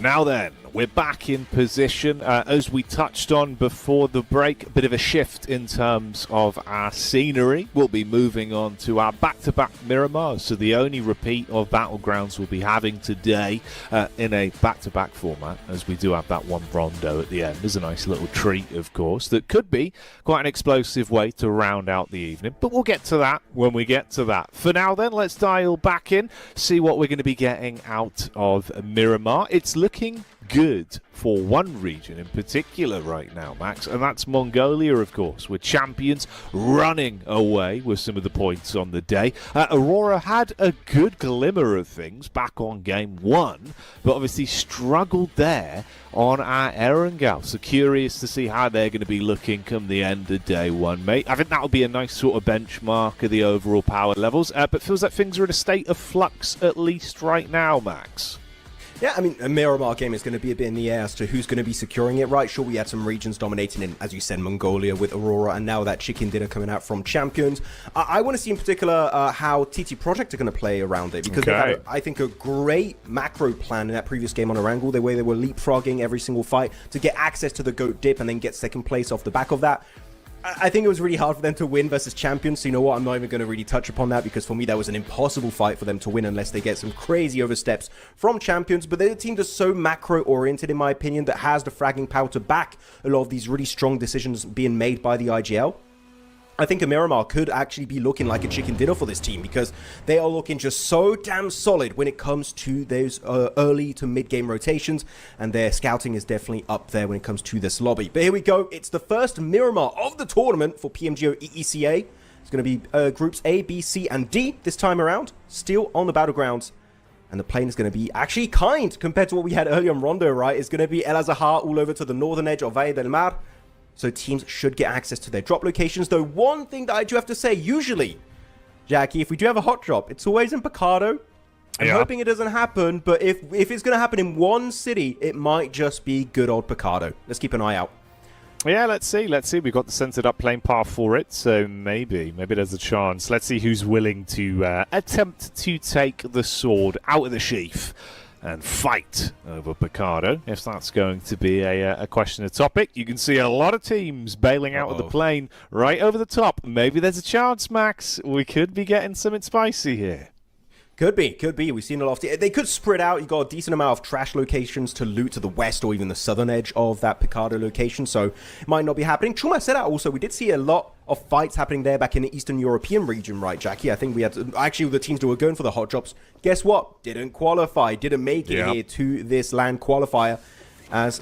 Actually, we do have two teams going to Chumacera. I believe I do see Aurora and Afterlife going for that location. So that's going to be an early clash. And also two teams going towards Valle del Mar at the end of the plane path. So Picado seems like we might have a little bit of a fight. Actually, as I say that, we do have the fights in the apartments. It's going to be DG77 versus Mad. And I don't know what it is with Mad and hot drops. And also not just hot drops. With DG77, it just keeps on happening. Right now, they're making a statement. They mean business. Freezer getting one, so will Nomi. Nomi getting knocked. But luckily enough, they do have the high ground advantage. So that should be a relatively easy res to secure.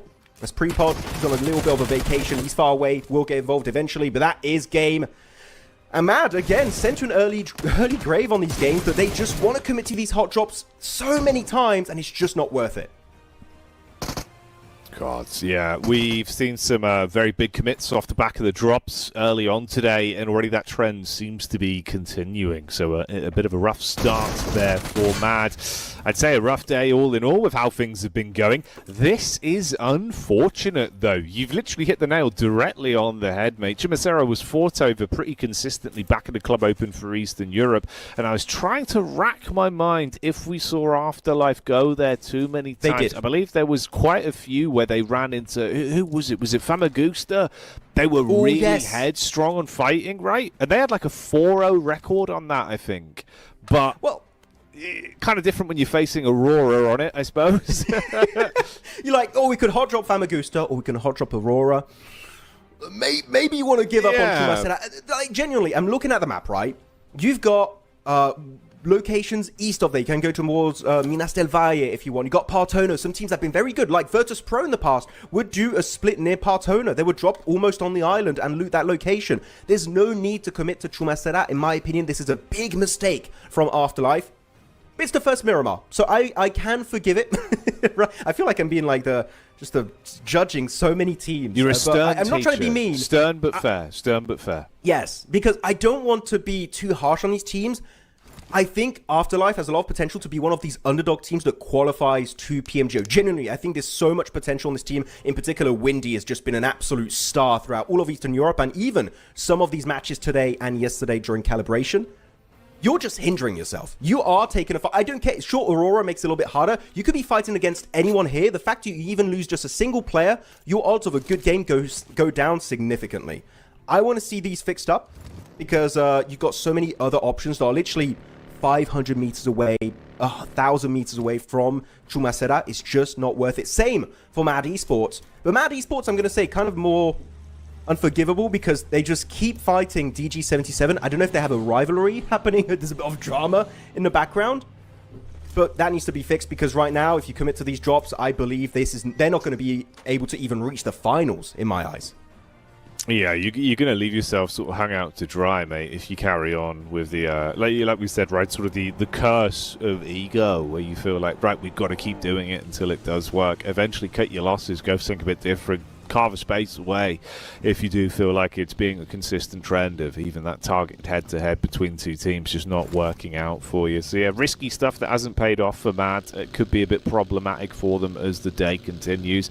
Obviously, again, for that final touch on Afterlife as well, I think it's a shame for them because although it is, you know, it's your first Miramar, everybody gets one, we'll let them off the back of it. Otherwise, they've been very consistent today, right? You've been able to get some good points up to this point. The fact we hit kind of the middle of the road coming into Miramar here, and you don't even get a single point to take home off the back of it, that's going to slow you climbing your way up the rankings consistently. Could make it easier for some of the teams that are now beneath you to start to lap your way up. You know, you're thinking your Auroras, your Goats, even maybe 27 as well if they can play potentially even a full game of PUBG Mobile on this one, considering we did not see them last time around. Had basically the Afterlife effect on drop. So yeah, a lot of moving pieces then initially. Well, actually, we got one. Oh, this is actually dead center of the circle. We have a big fight happening in Valle del Mar. It's going to be Motion versus Metacore. And center is going to be Destined to Rise, clashing with SSE. SSE, I don't like seeing them get involved in early fights. I think they do struggle quite a bit in those. They're very good at third-party engagements, as we saw in Game 1 on Rondo, Game 2 on Erangel. I would like to see something somewhat similar here this time around. But yeah, a lot of moving pieces in this lobby, as Metacore will be losing Grills, one of their members. And this is a great circle. You've got so many good spots to go for. Again, you don't have to clash. And I do like the SSE. Sure, take a little bit of a beating here. Do get at least a bets, one elimination secured for free. So you know what, not too bad of a trade-off. But they just give it up. We don't want to commit. We're in circle. There's so many good positions still open for the taking. And they will put their focus on those spots instead. So thumbs up to the side of SSE. Though this fight, it seems like Metacore are just locked down in this valley. Really hard to rotate away because you can look on the mini-map up to the west. Duchu, you've got Bisa. All of these players at Bisa are looking down on this valley. It's going to be really hard for Metacore to get the hell out of Dodge.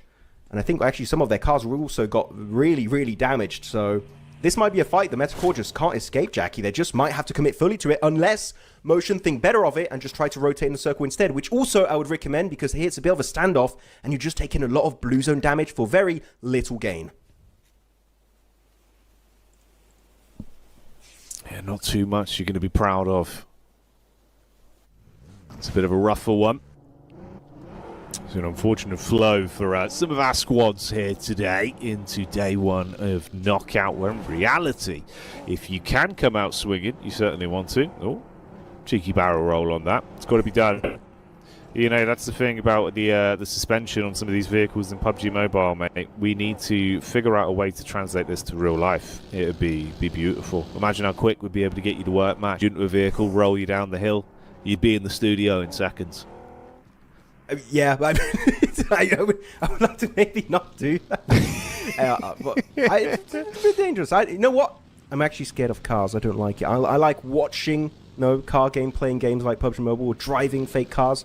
Yeah. In real life, I'm terrified. I'd have a really bad time in that one. Yeah, it's true. You know, not a lot of people know this, obviously, when we're not on air. But between shows, when we're kind of taking the shuttle back and forth from the hotels and stuff, when myself and Max are at events, he just screams the entire time. Be a 20-minute journey, Max just screaming the whole time. We just say, "It's all right, bud. You know, we're going to get out the car eventually." Doesn't stop, just yells the whole way. I have to be sedated to go to a LAN event. Normally, it's just too.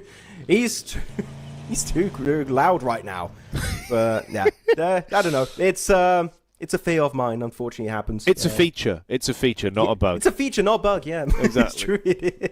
Though looking at the feature of this game, which is going to be phase number 2, actually very hard shift down southwest, is going to be incorporating areas of San Martin, Hacienda del Patron. Actually, Hacienda is going to be dead center, and I do believe we are going to see a quick pivot of teams like TT Project, maybe even Champions in that location, taking up the mansion of Hacienda.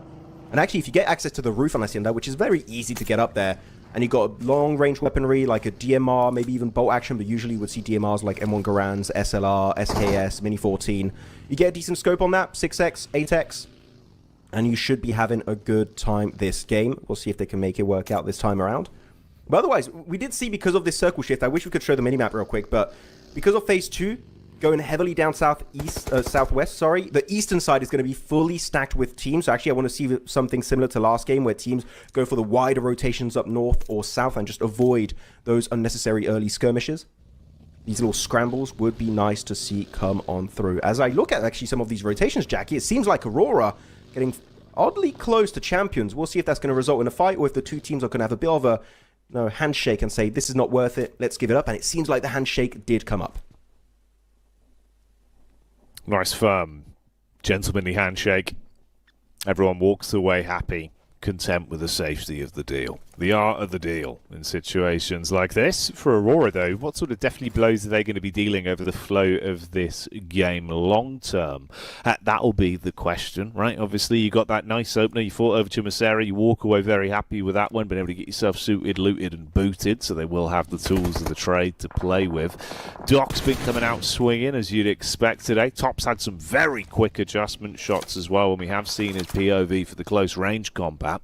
And if they can win in a bit of a head-to-head versus DG77, that'd be a nice earner for them. You're not going to overcommit to it. You can see it's just chip damage downrange, where if there is an opportunity to at least get their backs up, scare them a little bit, you'll take that with both arms. But until it's a clean firefight they're favoured in, they're not going to put too many eggs in this basket.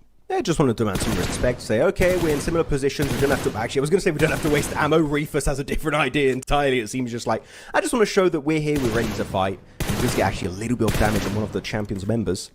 So, also good start, right? They got 4 eliminations in that early fight with Afterlife in Chumacera. So, they are off to a decent amount of time, and also getting all that loot. I believe most of their members should have tier 3 helmets and vest. Yeah, Dog's got a tier 3 vest. Tier 2 actually for the helmet and vest off tops. So, might take a little bit of extra damage here this time around, but we're about to go into circle number 3. Hacienda currently fully available. No one's been over to Hacienda. If it's still in circle, we'll see if teams will go up there. And the circle does shift up north towards water treatment. Hacienda's still in zone. This is going to favor teams like SSC, TT Project up north. TGM are looking super comfortable because their spot in particular is high ground. And this is going to be great to see all of those teams going for the mad dash in the center of the circle. So TGM might not get a lot of eliminations off the back of that, but they should have an easy time to get relatively far in this game in terms of placement points, because the south and east, as you can see there, Jackie, on the minimap is stacked. There's people everywhere on those edges. Yeah, it's chock-a-block right now at prime time. Here's the crash in from 27 Plush as well. Ooh, that is a bit of an awkward one. So Doc gets the nade back off. Meanwhile, shots down range have hit heavy onto the Aurora players, and already Rufus has been removed from the equation. You've got the tag back over onto Doc as well. Trying to clear the ground floor. Doc, oh, nice moves with the shotty up close to personal onto Tapog, able to handle that one with ease. And even still a assessing where the rest of the squad mates are. They're downstairs with a pre-nade. It's the same idea from either one of them. They both turn the corner with the nades in their hands. And Doc goes back in with a shotty to clean house. 27 plus, it does not work out on their crash. It was a bit awkward, the two players just literally almost touching each other with an A, just like, oh, what do we do? Then Doc does come out on top eventually with the good old cheeky DBS. Good fight, unfortunately, for 27 plus. Again, not quite able to get into that true late game 3 times in a row now, so they need to try and change up these fights, not taking unnecessary skirmishes early on in these matches on, no, doesn't matter the battleground really, Miramar, Erangel, or Rondo. It's been the same every time, it seems. So they did get 1 elimination onto Rufus of Aurora, so that's at least 1 extra point for their troubles. As over to the east, still so many teams. There's going to be, what is that, a total of 6 squads over to the east. It's getting a bit overly stacked over there. Choco Blocker, as you said. Destined to rise. Don't really have to get involved in this fight. They got a strong compound. I don't think any team would be willing to go to a fight because it's very unlikely we are going to have this compound in Circle 4. So the value of this spot is just going to go down as time goes by. And one team that's been, I still have to talk about their position here, Jackie. SSC is in the center of the circle. No one's in like 1,000-meter radius of them. They are having a vacation on this Miramar. They might just get top 3 just by waiting. Yeah, just coast it out. I mean, that's kind of been the SSC classic, right? Of like, we will just happily wait, observe, then third party. And it's been working, so hey, if no one contests them, maybe they'll get a nice little opportunity to continue thriving and find their time in the sun. You got that great center circle setup, but if the zone continues to shift in their favor as well, they're going to be licking their lips. Could be the dream for them. It's everyone else that's going to be coming in effectively forced to scrap their way through one another. They do, yeah. It centers up perfectly on them. There you go, mate. They've been blessed. Well, okay, this is like the perfect setup. Thing is, it is really hard to defend this particular compound because it's a warehouse. And warehouses in Miramar, they got like one wall going all around one part of it. And then you've got one open wall that's just very hard to defend. So if they want, they can somewhat just give up the warehouse for free if a team looks to crash on it and just nade the warehouse, the walls all around it, the crates, etc. That could be a very good way to defend it for SSC. But who will be willing to commit to the crash? That is going to be the question. Hopefully we'll answer it very soon in this game, as we have now a clash to the east. It's going to be KZ Esports versus Avalanche. And it seems like the two teams are going to be locked in this fight. Can't really escape it. You've got to also keep in mind that you've got 10 seconds to work with, and the blue zone's going to start to encroach on this area, so there's an extra ticking time factor added to the equation. Jakura with the ASM Abakan getting a nice opening knock, maybe looking for the back-to-back. Molodoy, though, going back into hiding, and he actually gets in FPP mode in that smoke. That's a really good counterplay. But all of Avalanche now just fumbling against the opposition of KZ Esports. That's 4 points headed their way. Maybe getting the results onto Jaikura, but as I say that, it gets flushed on out as ARCRED are looking for a cheeky third party here. KZ Esports with a nade primed. Moxie. How much Moxie has he got? Will the confidence be there? That's the question. Glory on the move back. The rest of ARCRED trying to create space away as they do want to carve a path past this man. He looks to make it a bit more uncomfortable. That shot in the back of the head as Star will find that angle and quickly unload the magazine towards him. Yeah, not really a great spot left here either. I mean, you pop the smoke, does have a vehicle to try and chase, but in reality, where does he go, man? Even if he sort of puts the pedal down to the metal, you're not going to get that much distance between you and them before someone takes a shot at you. Opts to pop the smoke, stay in position. Could be a rotate over, though, as there's another Moxie that's having a look in. That's Go just off to the side, that are seeing if there is an opportunity when ARCRED leave this setup towards the rocks to try and get stuck into that. So he might just subvert expectations and survive as a solo for at least a little while longer. I'm really happy you bring up GOAT because of their position. It's, I was going to say, almost impossible for HC Esports to make it out of that position. Unless literally all of the shots miss from GOAT and ARCRED combined, which I would say looks quite unlikely. Wait, there's no way. It actually makes over the road. One of the players. They do lose one. But yeah, they do get at least one player in the play zone. Yen just surviving, sending it in the open field. That was a lucky rotate, but I still think he's going to get picked off eventually, maybe by just another team. But he finds a Havedale in the center of these fields. So who knows? Maybe gets an extra few placement points, but I feel like that is a slight mistake from ARCRED and GOAT. That should not be allowed to happen in the first place. But look at that TT Project looking to go for a little bit of an engage over to the east. catching up with ARCRED, looking to get closer and closer of the opposition. This is a fight that actually they don't have to commit to. They've got a compound in the circle, yet they do want to get involved, and Neos just find a knock onto Star, so it is a bit risky, but so far it is paying off.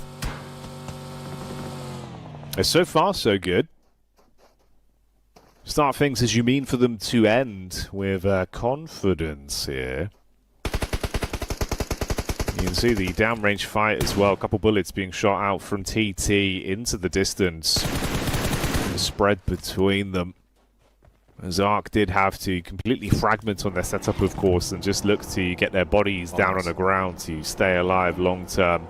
Reposition from TT, set their focus on getting into the zone and joining the rest of their teammates that have found some semblance of cover to play with now. This is a good move. I like it from TT there. They just wanted to kind of scare off those Eastern teams, just make a statement that we are here, we're willing to fight, and we have that position locked down in the center of the circle. So, yeah, I like it. Able to regroup, not lose a single member. That was a good trade-off for them. Though, GOAT, what is their next move going to be? Don't have a lot of strong compounds to fight for. Maybe just crashing onto TT Project might be the game plan they have to execute. But TT Project, they're coming back up. They're like, wait, the team of ARCRED got kind of eliminated. They're down to just a solo. They're sent in the open fields. Effect, Neos getting involved. They want to try and maybe find some knocks here and there on the members of GOAT. Because if they do so, actually, you got a very slow chance, a very low, sorry, not low chance of getting knocked over to the eastern edge. So actually, clearing the east would be a big win for TT Project. But they see the circle, it's just like, yeah, the blue's going to be here very soon, let's give it up. So they are trying it out. I do like it here, Jackie, because they're like, we could create a big advantage for ourselves, but we're not going to overcommit. We're not going to take an unnecessary risk to make this work out. If it doesn't, it doesn't. We'll go back to the compound. This is the TT Project we saw back in Calibration, and again, they're playing the exact same playstyle, but this time in the knockout stage. Ooh. Atomic as he rears his head on the jump up there. Taking a bit of hefty damage. Force in the meantime as well, taking some shots back. That's going to be him going down to make it a bit more uncomfortable. We are starting to lose a few of our squads that were lesser in firepower as well, as one by one we're thinning the herd now and getting down to only a couple of teams remaining. 8 in total, it seems, at this point. Let's see where we cook from here then. Aurora Gaming looking to get back into cover with the shots whizzing by from Champions. Moxie being blown up by SSE as well. That's the last man from them. They're in a bit of a tricky predicament. I mean, yeah, SSE just playing tower defense in that position. Just trying to make sure no one gets even remotely close to their warehouse compound. Though to the west, exit out of Hacienda del Patron is going to be between the side of Motion, the Polish team, versus Champions from Mongolia. But Aurora could be looking also to third parties, so do keep that in mind that if they do take this fight, these two teams got to be cautious because you might not be left alone. As Kano, again, this man's been an absolute beast on this opening day of knockout stage, able to find himself one knock followed up by a second with Demo. So much damage from these two players, and now Kino looking to just wrap things up between himself and Motion. Got the two other players in the distance. Slightly out of nade range, I do believe. Might be a little bit hard. Don't want to waste that utility, but they even find an extra knock, so at this point, you might as well just fully send it. And because of this, I think that Aurora see the elimination feed and see that Champions are taking such a small amount of knocks, it's not really worth it to get too heavily involved. They will be sending a scout over to the west, which is going to be Zyol, but Champions are still raring to go at a moment's notice, so you don't want to overcommit. As Duchu, sole survivor here. Now, he's going to be in nade range. One Molotov, going to force him out of position, and that is going to be Kino to wrap things up. Champions up to 6 eliminations, making a statement here today, Jackie, that they mean business. Oh yeah, they are pulling no punches. They've been playing some blinding PUBG Mobile up to this point, and that consistent trend seems to still be a consistent trend from them, as they've got themselves those 6 elims. They're coasting through the game. They're looking good. They're looking for glory. Aurora similarly down the rankings in terms of overall points, but when it comes to the head-to-head in this lobby, also matching that level of energy. As both of these squads are down to a triple threat as well, so we'll keep that talking point in mind, see if that's going to be a bigger issue the longer this one goes on. Freezer and Prepod, the two representatives of DG77, left to fight out on this one. Couple shots out into the horizon, see if you can punish. Zol here as well. limited cover just down towards the ridgeline. So if they actually do get a look in over the top side, we could have a fight between our two Mongolian representatives coming our way relatively soon, depending on how they reposition. They're going to jump into vehicles, look for the wide berth out. Zol could peek into the back whilst everyone's focused forward towards the front. There he is. He goes for the first, gets the engagement off onto Kino. Second as well. Oh, mate, Zol is cooking right now. They forgot about the angle. But keep in mind, TT Project did get involved there. Actually, I believe one of the members just got a knock onto Doc, so that is going to be a third party that could be coming up very, very soon indeed. But Doc going to get res back up again, a player that you want to keep alive as long as possible in these games. Good statement from Zol, though, able to successfully defend that ridgeline against champions. Down to now just solo it's Atomic. But here you go, looking at the angle, perspective of TT Project. They want a piece of the cake. Actually, decent damage there through the scope, through the smoke with that 6x scope from Zerich on the QBZ. But though, not a time to send it solo. Effect yet, just be careful. Scout proactively with the two-seater. Get some intel on where they might be located. But this is a fight that they don't really have to take, right? Because you look at the minimap, they're still in zone. Their compound is very comfortably in the circle, which is not really the case for all of Aurora. In particular, Zol will have to look to regroup eventually. But no, TT Project, they commit. They go for the fight. And Effect, because he was too far solo, he gets caught off guard. This is a mistake that's happening from TT Project. They overstep their welcome. And that's going to be a back-to-back nade. Doc getting it done onto Neos. You don't want to disrespect the Aurora Gaming squad. No, you certainly do not. They are a force to be reckoned with. And your day of reckoning is potentially coming now. You've angered the beast. Nades uphill. Good tags from downrange as well. Atomic might be taken out soon here. Zone beginning to nip at his heels. Zol with a nade. It's a nice cast on it, but too shallow to impact on target. He's going to make a move with TT, getting crosshairs on him as well from the distance. Good chicaning as he will keep himself moving at least for now. Rest of Aurora putting pressure back on TT as well, so they can't take shots at their teammates for free. It will make it slightly harder and at least keep the trio alive for right now. I'm still unsure why. I would love to talk to the players now. Just why did they send two players in nade range of some of the best nade players in this lobby? Very surprising indeed, as Top does flush that one out. Up to 12 eliminations for Aurora. Though SSE, we keep talking about them in terms of the circle just being gifted to them. They're still in zone. They didn't shift since Circle 1, Jackie. They have yet to move an inch since that Phase 1 did pop in this game on Miramar. So a crazy, crazy circle luck. Will it reward them with a chicken dinner, though? We'll have to wait and see. It's pre-pod from DG77 still there with his teammate Freezer. Two of the main heavy fraggers of this roster.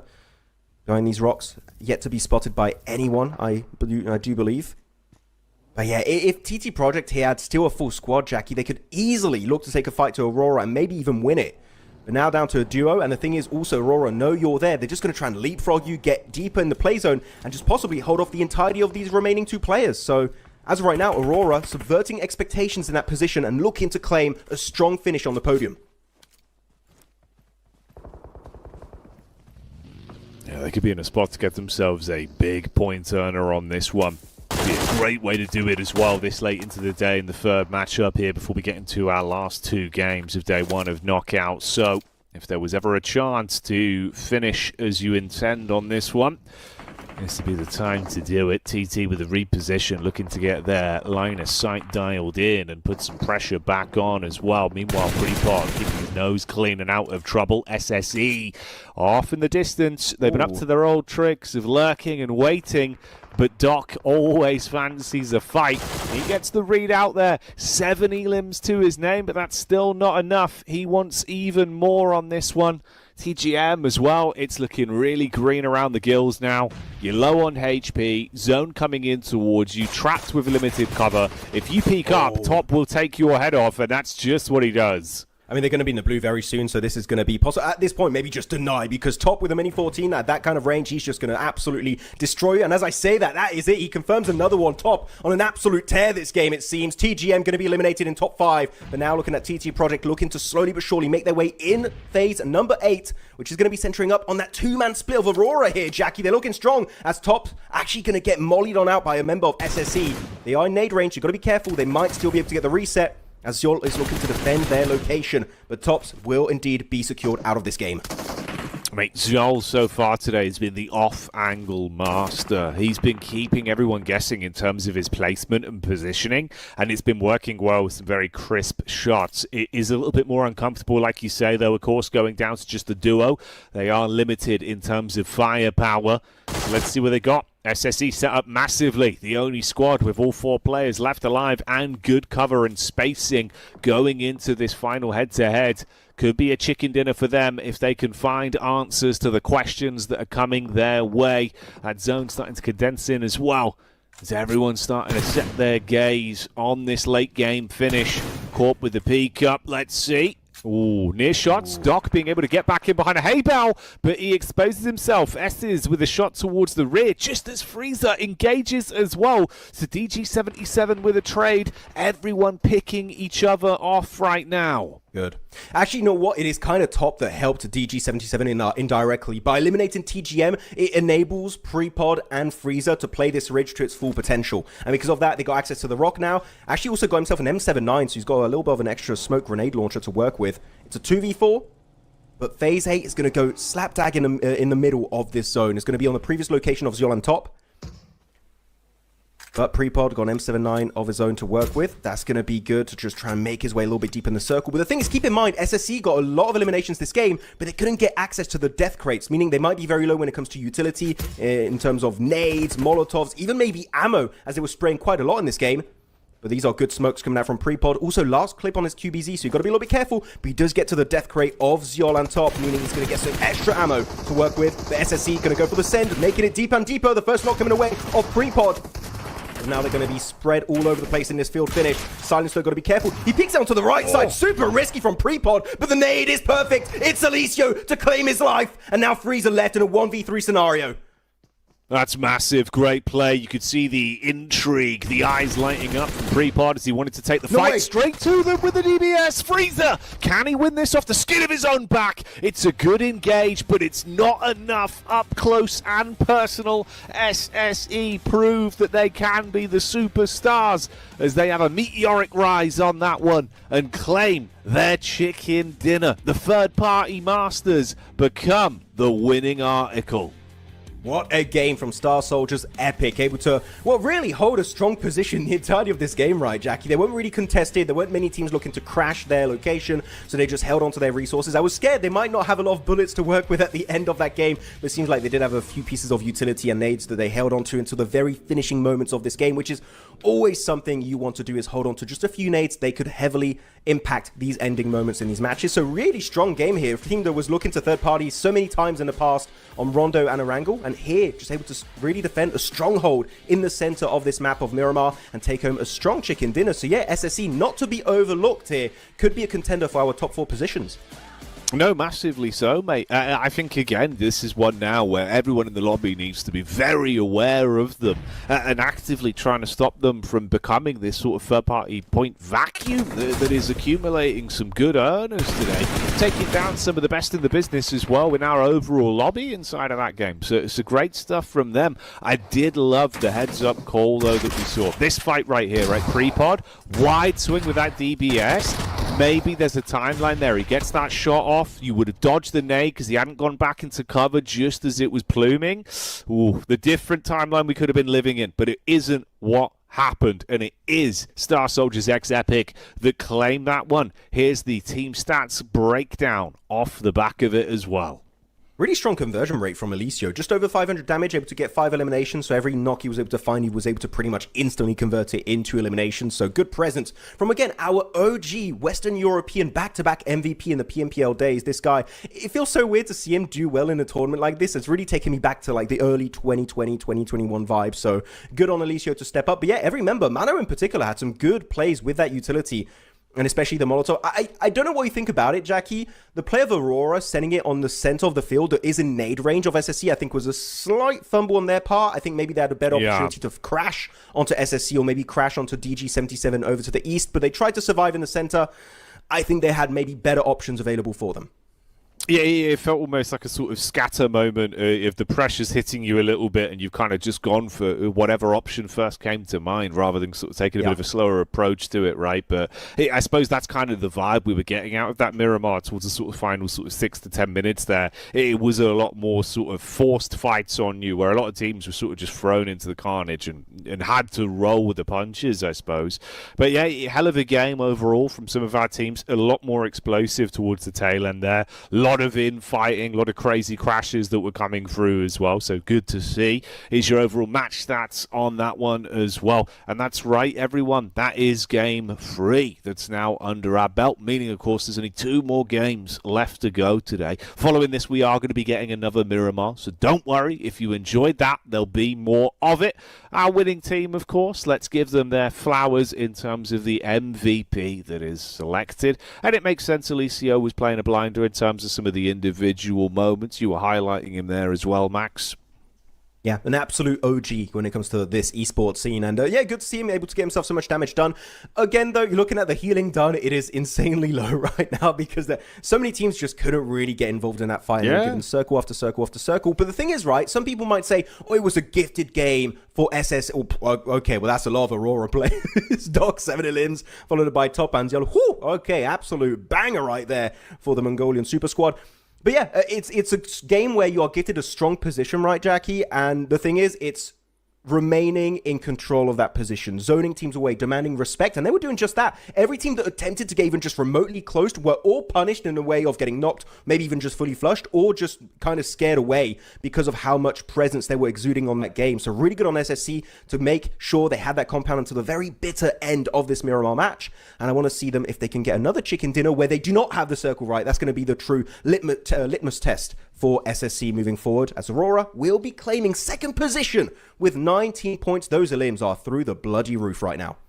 Yeah, they were absolutely giving it. That's kind of what I was thinking. You know, obviously, like we've said, right, the MVP is off the back of the winning team. But in terms of the biggest damage we were seeing on the server, you could see Doc was having a field day. Like, there was points where you're like, right, 7 elims? How many more is he going to get? Where's this going to go? But the entire team were just getting stuck in and really claiming an awful lot off the back of it.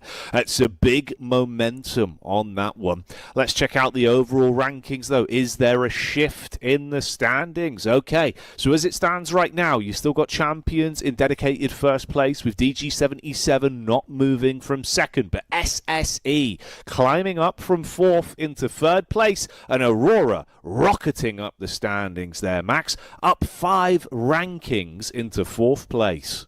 I mean, Aurora, someone needs to teach them what a placement point is, because right now they're just like, we're just going to focus on the eliminations. They got 27 elims compared to the 5 placement points. Again, giving me kind of echoes of IHC back in PMGC back in Istanbul back in the day. But the top 3 looking really strong. It's good to see them not just have 10 placement points after the back of that chicken dinner, right? They got extra placement points in all of the other matches, which shows high levels of consistency from our podium squads currently. And then looking on the 2nd page, 16 teams in this game so far. And it's going to be teams that are, you know what? Actually, Jackie, all the teams that are currently here are involved in some way, shape, or form in hot drops. So you know what? I'm not going to say I was right, but those hot drops are not working out for those teams. I knew you were going to say it. I knew you were going to say it, mate. But honestly, you're not wrong. That's the thing. Fundamentally, you're not wrong, right? They have kind of been cursed with either the unlucky stick of just forced to fight for it or willingly running into those hot drops when you could have turned tail. You could have bailed on it. Instead, they didn't cut their losses, and this is what it's resulting in. No real point earners for a lot of those squads being forced down towards the bottom end on day 1. It might only be day 1, but these things go by very quick, mate. And if they're not able to get themselves into a position to start to find some points here or there, because it's not that big of a barrier even, right? You're looking towards sort of mid of the pack portion right now to at least give yourself a life raft, an opportunity, right, as we go through the rest of the days. Just a couple games, that's all we need to see. But that is a story for another time. We'll be back in with Miramar after the break, so keep it locked for now and join us in a couple minutes' time, esports fans, as the fight will continue. Start the war!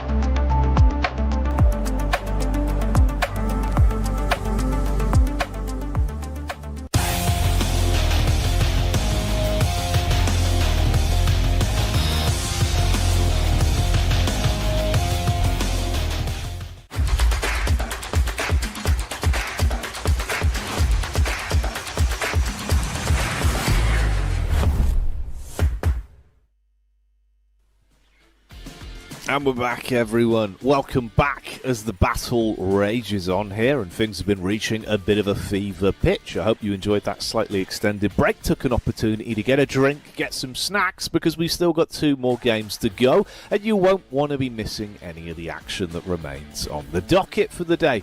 Max, already it's been a pretty interesting one. We've seen some great stuff out of the Mongolian sides. We're seeing a bit of a shift in the dynamic as well, with SSE rising up off the back of that chicken dinner as well. It's been getting a whole lot more intense out there, but now we're going to switch it up on the viewers, of course, as we do start to shuffle out which active groups are playing. Yeah, because this time around we're going to be having Group E joining the fray this time around on Miramar and Rondo to wrap up day 1 of knockout stage, meaning we're going to be having 777, Vicious, that's going to be a big squad here entering the fray, Ozorox and Amix, and the teams that are then going to be leaving for the rest of today is going to be the teams of Group C, meaning we're not going to have Afterlife, ARCRED, Motion, and 27+. And you know what, Jackie? I'm kind of happy about this group rotation because most of those teams in Group C are some teams getting involved in some weird early hot drops. You know what? We might not have hot drops. As I say that, actually, we still might get some. But, you know, a man can dream, right? Yeah, a world with no hot drops. But what a sad world that would be, Max. You'd miss it. You'd miss it, mate. No. We have Rondo. If you want hot drops, look at Rondo. And then just the other maps, no hot drops, please. Like, we don't need it.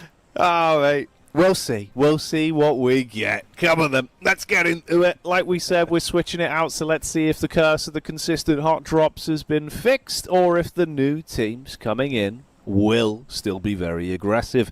Maybe the E in Group E stands for Hot Drop E. It would be at the end. Yeah, definitely. That is exactly what it stands for. It stands for Hot Droppy. They're not going to be playing this game, though, so they're going to be out for the count. They'll be joining us tomorrow for day 2 of knockout stage. As this playing path, also not too bad, maybe a little bit rough for some of the Western teams that like to go around El Pozo, Montenuevo, etc., etc. Otherwise, Torre Almada down to Partona. Again, I would love to see some teams kind of take up this location, Partona, set up shop over there. Many strong teams have set up shop in those locations in the past. It's got some really good ridges, a lot also of split buildings and mini compounds, so you can easily get a lot of loot and especially a lot of car spawn. So if you really want to get some very specific car spawn, go down there, you will be a-okay. Looking at the map, we are seeing then DG77 going in good old Picardo, but again, because of the group rotation, their main competition, right, might not be fully in. Actually, no, what am I saying? Mad Esports are in Group A. No, so they're still playing. So are we going to see Mad go for it once again? I'm looking at the map. I don't see them yet. Oh, no, Mad went for El Azahar. Okay, thumbs up. Mad changed things up. I appreciate it. Thank you very much, Mad. No hot drop in good old Picardo this time around. That is a big positive in my eyes.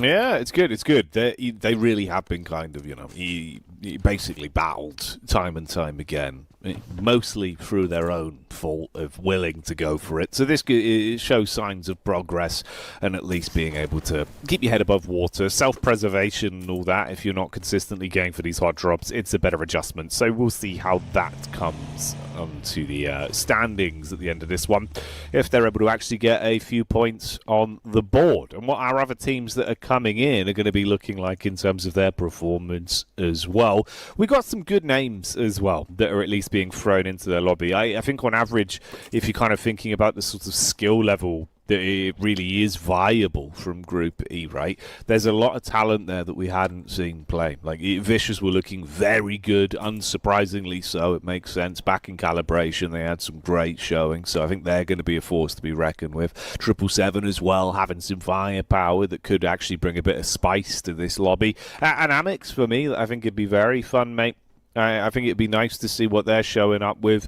It feels like at times you either get two sides of the coin. Either it's quiet or it is incredibly aggro and they will have the most elims in the lobby somehow. I mean, the thing is, when you're looking at Amix, it's not just the roster that's looking really strong, despite actually we do have a little bit of a hot drop happening in Truck Stop. Actually, I didn't see it happening because the team's color is so similar. So I went, actually, no, I thought it was just one big squad. Yeah. I was like, they have 8 players on the team. Yeah. It was like, that's a little bit too much. Is this a new game mode I didn't know of? No, he's going to have a little bit of a hot drop in Truck Stop, it seems. You do have a decent amount of car spawns if you want, so they can leave this vicinity very quickly if they want. So we do have probably a reset. Not sure what's happening there. But also, yeah, looking at Amix, the roster's looking really strong, but on the background here, Jackie, we do have players such as Old Boy and Purple. Old Boy, top tier global player in the past, right? He's coaching for the team, and Purple also back in the day was part of Virtus Pro when the org joined PUBG Mobile Esport. So they had a lot of really knowledgeable people in the background setting up the team for success. Though success is not what Tiger is going to encounter this game, as he is going to get swiftly eliminated from this game by the opposition of KZ Esports. Not the best way to go. Metacore got to be cautious though. Decent angle behind this window. Got a little bit of extra elevation. But yeah, to wrap up my point, Amix, they're a cool team. Pay attention to them because they could go hard in today's 2 matches. Oh, yeah. Hit them with the Waka Flocka maneuvers. Go hard in the paint. We'll see if that's what they're going to be pulling out today. I'd like to see it, mate. Again, they're an impressive team, right? You know, we like to rally behind them if they do show us some of that confidence as well, because they're explosive, they're fun to watch. And I think that's the sort of PUBG Mobile that's at its finest, when you are willing to be able to throw caution to the wind in moments that matter most. Like, if you can rep yourself, make a huge clutch play, farm up on the elims, while still playing with that semblance of a strategic game with good macro. Oh, hello. How did he get that? Mate, he was running as well. Full sprint. Instantly whips it out, hits the shot. Okay, yeah, all right. Well, there you go, Max. That's a nice shot. Just pause in the open, spray down with the M249. The normally recoil is a bit hard. And he had the surprise factor too, right? He had no idea because he was running out in the open, and yet Cyrex gets punished. And the disrespect, going for the BM, shooting his death crate, making sure that they don't commit to another hot drop over here. So far, it's heavily in favor of KZ Esports. The nade, though, is looking good. Almost getting the double knock off the back of that. Again, got to be careful. We'll be able to crawl back to safety and get rezzed up by his teammate of Jakura. Though Moxie also getting knocked. You've got to be careful. Grills, though, I would say sure, you got a decent ridge to work with. I don't know why he's pushing forward here. You might want to try and leave this area entirely. It's just not worth it. This teammate is just going to get picked up. And oh my goodness, the spray's coming on through. KZ mean business, and that's going to be 3 easy points locked down by this team. That's huge, yeah. They can reset from it as well. Limited supplies, but they'll be able to keep themselves alive, and that's what matters. So they're still going to be moving on to greener pastures, potentially, and keeping themselves in a better position. Great shots, good reaction. A hell of a way to wave a bit of a hello coming into that one against Meta there. Make it uncomfortable in the head-to-head. Big opening connection. Still surprised he was just able to get that instant spam back. It wasn't even really a spam, mate. It was bang on, dead center. The minute you popped up through the window, hello, and you're gone. So yeah, big scenes there. Yeah, he had the M249 full clip too, and he just used, maybe 10 bullets to get that knock. So yeah, definitely a big spray from Yen. Grills will be able to escape for the time being as a solo. Can he pull a Reefus like in game 1? We'll have to wait and see. So on this circle, again, except for this truck stop location, which is a very random spot, so I'm not going to really hold it too much against these teams. Hopefully it won't happen in the next Miramars. A lot of the teams centered up, because when you do have a circle north of Chumacera, which is going to be the center of phase number 1 here, you got a lot of good trash compounds to play around. What I call trash compound is like no compound good enough for a full team, but good for like a solo or a duo to hold down. And you got some teams like Vicious, they're dead center. They've got a 2-2 split. Again, a team that I think a lot of people are expecting to be a favorite in this tournament for EECA. And they're very confident. Phase 1, going to hold the 2-2, wait for Circle 2. Based on whatever the Circle goes, they'll regroup as a full squad. So they should be looking very comfortable. Though, you know what, Jackie? I have a bit of a question for you, because I like having your insight. It's fun casting with you these tournaments. And I want to know, back in Eastern Europe, I asked you which was your favorite player in that region. I want to know, do you have another favorite player going in the Eastern European Central Asia region that you're always excited to see play in these games? Are you biased? Is what I'm asking. Only sometimes. It depends. it depends who's paying me. No, I don't know, man. There's a lot of good talent here. I think, honestly, right now, in terms of who's most impressed me specifically in the region, out of the teams we've had on show here, I've been loving what I've been seeing from Champions. Specifically, I like a lot of what Demo's been bringing to the table, at least in terms of his individual fight. Like, he's very talented at being able to kind of open up space for the team. When you're looking at splits, this guy could basically hold 2-3 separate angles, but he never overcommits. He's taking peaks just for the sake of sort of being a presence. So he doesn't throw himself to the wind and go down, right? He's never a free elim, but he will make you constantly second guess. Do we peek it? Do we go for the crash? Like, Demo's there. It's only one guy, sure. But anytime you peek, it feels like he's making a good show of being able to actually keep space. So I think just from the mechanical side of him somehow feeling like a one-man army, Demo's been very impressive to watch for me. So I'd say regionally right now, he's been the more consistent pick. He's not been the flashiest player, but he's certainly had the best mechanics in terms of consistency. So I'd actually give it to Demo, but plus, Demo's a good name, right? It just sounds cool to say. Yeah, it's just like Team Fortress, right? It's just up there with a name just able to destroy his competition very easily. But no, I'm actually very happy you brought up the name of Demo, because back in the day when Aichi Esports won PMGC, I think it was PMGC 2023 in Istanbul, a lot of people were saying, oh, the players that stepped up for that team was Alex, was Godless, was Zyol. But I think Demo kind of fits a very similar role to Refus, for example, right? Which is maybe not the top frag of the team, but when he needs to step up to keep his team alive or even just do something as a solo, he can do exactly that. So actually, Demo, I think, is a very, very good answer from your side. So I approve it. Thumbs up on that one. Nice. And actually, I'm thinking... I got the Maxman sticker. Yeah, you got it. But we're talking about, some big names, like Demo's a big name. We got the Aurora team, it's a bunch of big names. Looking at the Rookie Award, right? I'm already starting to, theorize who it could be. Windy.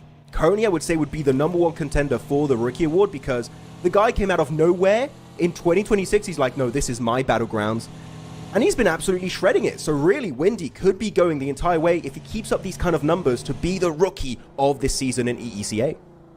Yeah, no doubt in my mind. I completely mirror your sentiment on that one. I think, again, right, sure, it's only one day, but knowing what we know from what we saw back in the Club Open from this man, very talented. Seems like, honestly, I was kind of worried for him that maybe that would be a matter of, rising tide. Is it going to get harder when he's playing against bigger names, potentially teams that he's, sort of like, oh, I've grown up watching you guys achieve greatness. Now I'm in the server against you. No, it doesn't give a damn. No sweat, cold, just being able to play consistently good PUBG Mobile time and time again. If he maintains this, hands down, completely agree. I think he would be deserved of that rookie. He looks really talented, mate. So I'd love to see it as well, because it'd be one of those talents where you think if this is sort of everyone noticing just how strong he is, God, I wonder where he'll be in 6 months from now. Yeah, he's going to get picked up by some of the biggest teams. Really, keep an eye out, because he's on currently an August team. Who knows, maybe in the future he could get picked up by some of the biggest squads in PUBG Mobile Esports currently. Looking at Destine to Rise, though, taking a lot of heavy casualties, it seems, losing 3 of their members down to just Ralph, MVP. And it seems like he's just going to get swarmed by these players. TGM, they mean business. They want to get those early eliminations if they can. It's in the blue, so it's not really worth it, but they know they have the man advantage, right? So they're just like, why the hell not? Might as well send it to confirm that final player and maybe get closer to some juicy placement points. Oh, good shots with the DBS, but it's going to be enough. Actually, S12K. TGM able to find himself that extra point. So GG well played, and that is going to be D2R sent to a very early grave here on this second Miramar of the day. Yeah, they've not had the best run of things today. Obviously we were seeing some good stuff from them back in recalibration, but that is what it is. It's an isolated environment here. It's been a little bit rough. Similar things could be said right now, though, about what's happening to Goats. Lambs to the slaughter, it seems, for TT Project, as they've got complete open line of sight onto them. Tires popped, wheels screeching to a halt, and 2 of the Goats being removed very early. So that's not the dream scenario for the Goat team. Again, the weird thing is, mate, Goat were one of those sides where I thought, mentally coming into it, before we had even seen recalibration, before we got into day 1 of knockouts, they would actually have potentially some of the viability to be contending for some top spots, to be in that debate of, have they got a rookie, big star player contender here, like an MVP. Haven't seen the same level of lethality right now, which is a bit of a shame. Moxie was looking really good on that team. Ayato as well had some good consistency. But yeah, they've kind of been struggling a little bit, so a bit of a rough one. Let's see what DG77 have got for us, though. Always a known quantity when it comes to showing us the good stuff. And they're going to get thrown into action here. Prepod in the back line with some bullets down range. Rest of the crew trying to pull up to close the gap as well. Seems like we could also see a third party from Amix. They're just about 200 meters away from this fight. They hear the shots happening, but that's going to be DG77 winning the fight and also keeping every single member in a very healthy condition. So if you are Amix, maybe just don't go for it. And actually, as I say that, they're just going to keep on moving straight forward towards that circle of phase number 3. So they should be good to go. Looking at Champions and Aurora, I don't know what's happening here. It's like the Mongolian magnet. They just keep clashing in some way.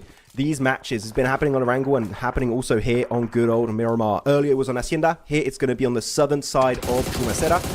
Though, it should demand some respect. Also with the high ground position of champions, Aurora, it's not really worth to try and wrestle away that position for yourself at this point in time at least.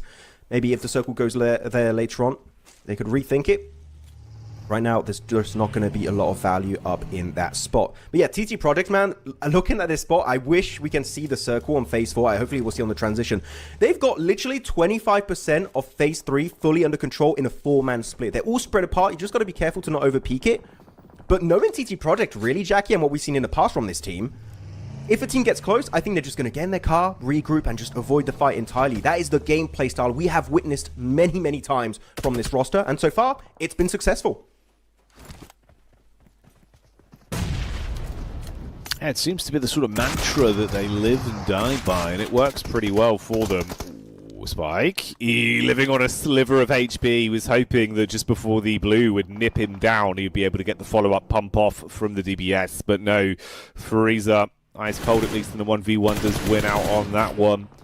So for the Amix squad, if they were looking to convert and get themselves a nice chunk of points off the back of this, it's looking very rough for them. Down to obviously just the solo with limited HP, and the zone might even be enough to thin them out, so that could be them going down soon.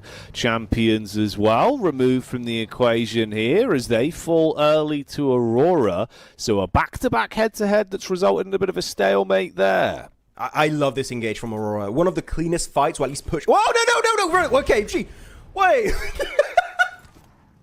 Who did that? He's trying to knock his teammate? Was that a strat? You're trying to just control the elimination feed? Like, oh, we're weak and fight us, and then they just push in it? Okay. I thought that was a smoke for a second. I got jump scared.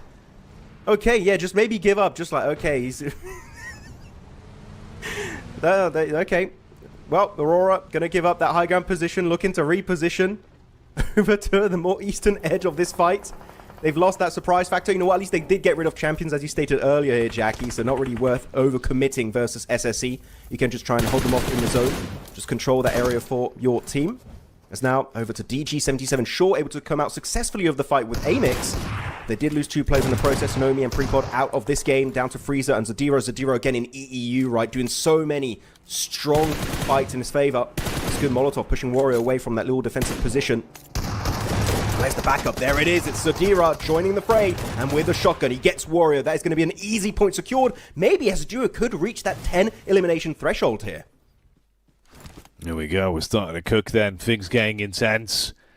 Can this deadly duo go the extra mile? See just what they can squeeze out of this one. Goat going down as well in the end there. Removed from the equation as the final 2 members are picked off. TGM joining them in the coffins as they're also taken out of commission. And the battle continues between the rest of our squads. Zadira chucked over. A couple of meds to top yourself up. Those on you, mate. Give yourself some HP to play with. Frieza with the downrange shots as well. Gets the adjustment back over as Avalanche look to carve a path out of here. They do not want to fall on the hillside and look to try and just get a little bit of space between them. Tommy usually a good head on his shoulders in terms of self-preservation, so he falls further back, leaving the rest of the squad to attempt to assist. Chip damage is good. Ooh, the spray right through. Goodbye, Tommy. Goodbye, Molodoy. I could put them up to 9 eliminations, maybe 10 if they can get the final knock onto Butcher. Finalize this fight, hopefully. Yeah, good again. FPP in the smoke, just such a good strat to keep your body hidden, and while keeping still some insight on where your enemies are possibly located. But Frieza can get in the car right. He knows that he doesn't want to let them go and pull off those reses. The thing is, they should have done it a little bit sooner. I think they took a bit too long, but actually Butcher still hasn't pulled off the res on his teammate, it seems. And now they even got backup from their 4th member that was just a little bit too far, but they do get Butcher eventually through the smoke. Really good spray down against Zadira. Just an absolute classic from this player. And now it's down to the final member. But he's got some nades, so still not committing to the heal-offs. And I think DG77 know they are in full control of this area of the map, using the ridges to its full potential. As Molodoy bleeding on out. Frieza just got to wait it out because Zadira does get knocked in the process. So then solo, he's got no more nades, no more Molotovs, just one more smoke to work with. As he does actually have a smoke blooming on out. But he still hasn't got time for the res. He's pushing it up close quarters with the S12K, but it's just not going to work out. And Avalanche will survive, and will survive it as a duo in this game. Ah, man, you'd be fuming, wouldn't you? The difference of at least getting the full flush onto the net, squeezing the extra points out, maybe even getting 1, 2 more if you're very lucky late game. But yeah, not meant to be. Still good running for them, considering how early they lost an awful lot of the firepower on that team. So DG77 showing us some of the stock they've got to play with. Ooh, Koa. Woody Org getting the flick shot back over onto Doc. And hard committing onto him as well. So Aurora losing a little bit of the firepower they've got to play with. Doc always up for a fight. He's already got himself those 2 elims to play off. With him being removed, how will the rest of the team proceed on this one? Like we kind of touched on, right? Basically everything we've seen from Aurora when it comes to why they're so far up the standings has been elims. It's just been the entire team taking no prisoners, right? Time and time again. Maybe that's going to be how they continue today. We'll see if the rest of the squad can maintain that. Just going to be the new IHC, but Vicious were able to avenge one of their fallen comrades. Well, actually 2 of them in Icy and Narvalu got eliminated by Aurora very early on in this match. The TT Project, again, they're just in such good angle. Every time we look at their POV, Jackie, I feel like they're just in these amazingly oppressive locations that they can just take shots with very minimal risk. And here, actually, there's going to be one nade, a little bit overcooked for Neos, but still, not over-peaking it, being respectful, doesn't want to take a risk of getting knocked on out. As I said, that actually does go a little bit too far up, but does get some nade damage onto Doran. He's got backup effectors there. Cavalry is now joining the fray. That's a good nade. Again, decent damage, and that's going to be enough to eliminate Doran and the entirety of Vicious that for their first game here only get 1 elimination and 1 placement point here, I do believe. So, not the game Vicious were hoping for. No, surprising, mate. Surprising. Honestly, I was kind of expecting Vicious to come out this one and really, you know, give us a good run for their money in the lobby, show us the sort of firepower they're made of. Effectively, I was expecting like the DG77 treatment we've got out of this game, but yeah, not here, not now. And there's only 1 more game to go tonight as well, so maybe they can recover things on Rondo. That was their first game of the day, and it's been a bit of a sad start to it. What are the rest of our squads going to be showing us? Head count here in terms of the utility that's available between these squads. Clear winner in the forefront being TT. So much offensive and defensive utility with 15 smokes in the backpack. That's going to be big for them late game. Or very strong in it, because it could be an open-ended on the road. So if you do have a little bit of a tougher time to execute that rotation, that movement into a strong POI, those smokes could be an absolute godsend. Reefus, that's a random smoke chucked over the ridge. Gets a little bit of damage, so Avalanche might want to try and pull back. They know their nade range, so you don't want to go and control that ridge too much, or you might get punished because of it. But circle shift in 1 second. Is it going to shift up north of the road? The northern side of the road is slightly still in circle, but the team that's being gifted an amazing spot this time around, very similar to SSE last game, is going to be Ozrox. So again, here in this game, actually their first game of the tournament, right? Only got 1 elimination so far. We'll get at least 1 placement point, even if they get eliminated at this very moment in this match. But can they hold down the fort? Can they turn it into Fort Knox? We'll have to see how things wrap up for this squad. But now, looking at Aurora, they have to leave this mountaintop. They can't stay here for too long, Jackie, but where are they going to send it? That's the question. What's the call that they make? How do they make their play on this one to give themselves the best fighting chance as this game continues? Aurora trying to keep their eyes peeled for a potential backstab as well. They're a little bit paranoid about maybe Neos in the rear. You can see they're sort of turning their attention from either side, mostly focusing around towards Avalanche right now, with Butcher causing a bit of a path through. They're going to run their way straight past Mad as well, so that could cause a bit of infighting between the sides. Shots down range, Bid gets one off. That's going to be Avalanche running directly into the end of their run here. Havlik does unload with a clip and at least bite back for another point on that as well. So the solo still finding room to breathe at least somewhat throughout this lobby. 776 up on the top. It's a good shot down range, but it's actually Joel that's instantly engaging from distance and been able to land that tasty headshot. Just to say also, for one of the first times Mad Esports don't get involved in a hot drop, guess what? They make it to top 6, maybe even top 5. Well, this is a big improvement for this squad, though. Looking at the push of Aurora, they actually went where they got a few knocks, right? Over to the east. This is a good entry point, though. You've got to be careful here. The shed, the Molotov, it's looking good. It's looking strong. And that is going to cook the competition. What a fight from Aurora, claiming 4 eliminations this game. And Amix sent to an early grave. That's 5 teams now remaining in this one. The placement points are going to go up more and more as time goes by. But as Aurora, actually, this is a very interesting rotation. As Aurora send it to the east, TT Project send it to the northern side, reclaiming that high ground position for themselves in a 2-1 split. I think they were overly split earlier. That did cause the demise of FE's, one of their members. But actually here, they're having so much information, they're just waiting for one fight to unfold possibly, and just fully third party it. This could be a strong performance, once again, going the way of TT Project. Yeah, man, there's a chance they could be cooking on this. You could see they were kind of playing it like hyenas in a backline for so long, just watching and waiting what Aurora got up to. Every time their attention was turned away. As soon as they went for that commit, you taking their space, it'll give you good cover to play off and some good high ground. They can afford to split a little bit as well with the vehicles to work with, so they've got good timing on this. We'll see how it cooks late game. Maybe there's a chance that they can do something huge. It'd be nice to see TT back to their winning ways, with Aurora having that little bit of cover to play with. Joel making his move up as well. Now, Mad were the side they initially wanted to dive onto.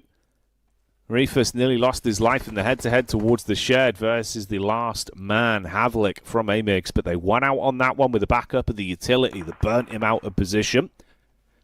Ozrox as well. In position, a little bit spooked about being collapsed upon. Joe slowly climbing forward. This has been him slowly making that pathway upwards, getting tighter and tighter onto the position of Mad. The thing is, this area is all about terrain knowledge. If you know which are strong dips and ridges to work with, you could get really far in this game, even as a solo. If you're able to transition successfully in really strong spots and remain completely undetected, you might get some cheeky placement points on this game. Making it to top 3, definitely doable, even for the likes of 777 and Mad Esports. But the main thing you've got to focus on, right, is that Ozrock still has the compound as a trio, and it's a very easy compound to defend, even though you don't have a full team. You should be able to make it work out. The thing is, that could be the issue, is getting third-partied. If, for example, a Western team like TT Project crashes them and then they get third-partied by Aurora, then things are going to get a bit dicey, a bit hard to predict as to who might be crowned your champions on this game. You can see a few cars here, you can hear in the noise. Teams are getting ready to make their transition, make their move. Refus, slowly but surely, making his way closer to Mad Esports. But Mad, they hear the car. They're going to start cooking those nades. A little bit too deep on those first 2. But at least scaring off Aurora in some way that this is going to be a really hard ridge to hold on to if you give your location away. Which right now, Ziol, he's not running. He's not giving any footstep information. But Refus does. And that's going to be the first knock from Mad Esports as Absolute gets knocked on down. Same actually for their other teammate. This might be the right time to fully commit to the fight and eliminate Mad Esports. And as I say that is going to be game over. Mad Esports eliminated by 6 and actually somewhat 777 assisting Aurora in surviving even deeper this match. Yeah, giving him a bit of a lifeline whilst also stealing away the prize that they were eyeing up for so long, right? Zol was hoping that he'd be able to find that spacing to at least get stuck into the fight towards Mad. They lose out on a point there, but at least keep themselves in the running for a later finish on this one. So a complete change of pace from them now. Restock, top your players back up. They're able to save Refus. He's not cold on the ground anymore, and they can go into this final 4 fight in a good position. For 777, though, will that solo convert anything else out of this? Can 6 somehow push himself into a deeper finish? TT, they've been biding their time for so damn long, constantly just waiting for the opportunity to truly don the sword and bury that hatchet in towards Ozorogs that have just been sat in this compound for free for so long, effectively being able to coast out the game. Because of that, though, Max, obviously it's only the 1 elim. So if they're not getting much more out of this, they want as many placements points as they can get. They're looking for that first place. That's what they're going to be gunning for to give themselves a really good debut game coming in. This is their opening match as well, right? They've only just come into the rotations out of the groups being traded out. Yeah. So for them, this could be a great start. I actually really like that Ozrox are not controlling every single building. You would stretch yourself way too thinly at that point. So no, they're just actually going to be giving 2 buildings for free pretty much to Aurora to the east because they know they can't focus on 2 fights at the same time. 6 does get eliminated fully of that game. Now we're down to the top 3, the podium squad, Aurora, TT Project, and Ozrox. It's trio 3v3v3. Ozrox here clearly putting their focus, the emphasis on fighting TT Project. And actually, looking at TT Project, they're actually kind of moving away from the fight, it seems. They're going for the low ground on the road. They don't want to get too close. They want to let the fight break out between Ozrox and Aurora so they can third party it. TT Project is a team that likes to capitalize on opportunity thrown their way. So they don't want to be too quick. But same plan for Aurora. The 2 teams are just waiting. They're like, please, we want a third party. But everyone is trying to also avoid being the first one to engage the fight onto Ozrox. And Ozrox just like, what do? We don't know where anyone is. We know a fight's coming, but when and who will be the one to pull the trigger first? When does that engage? And how do you squeeze the most out of the opportunity that will present itself very soon, it seems? The 3 squads edging closer towards one another, trying to keep their bellies low to the ground so you can't have your head peeled clean off top. He's had some great reactions over the course of the day. If someone peeks up, will he be rapid with his shots? Get an engagement off that gives them a chance. You can see all the pins primed as well. The nades in the hand for Ozrox. As soon as they catch whiff of a single player, they could unleash an airstrike from the compound, blow you back from a distance, and make it very hard to close the gap. Thinking about cooking one, maybe cast it out as a bit of an info nade. Neos spotted. Does he get the read? It's a good off angle. Top should have the advantage on the face here, but the height... If he gets this one out, it could be a free pick. He calls for the wrap back, though. Plays in the buddy system with his teammate here in Reefers. And this is TT on the move. Bounce on the nade down towards the ridge side. Smoke goes up. Neos gets into the tree. You might be able to get a nade right on this, Max. This could be punishing. This is risky. I do not recommend going in that position. 2 really good nades back-to-back. Neos is going to have to run away, scurry away up to the other side of that smoke, and he will be spotted out by none other than Top himself with the M4. That's a huge opening knock, and you know what? Ozrox are like, wait, they're not even crashing on us. Maybe we have an opportunity to third party it, but as I say, that effect finds a good opening knock of his own with that nade onto Bad Boy. Making it a little bit tougher. Still don't know who's going to be coming out on top, and now the man advantage is in favor of Aurora. Top, Zyol, Reefer still alive and well in this game, as Effect, Zerich in the smoke, trying to keep themselves hidden, but Effect is perfectly executing those throws on the utility. That's a knock and a flush possibly coming on through. Ozrox wounded, down to a solo, and getting swarmed by TT Project. Not swarmed, actually, it's just one member. Effect, he's going solo, he's going YOLO mode, as Zerich has got the good backup. The nades are perfect, they're beautiful. From TT Project, though, FX swapping on over to the S12K, looking for the member. Ozrox jumping on down, and it will be game over. And TT Project to claim this Miramar chicken dinner.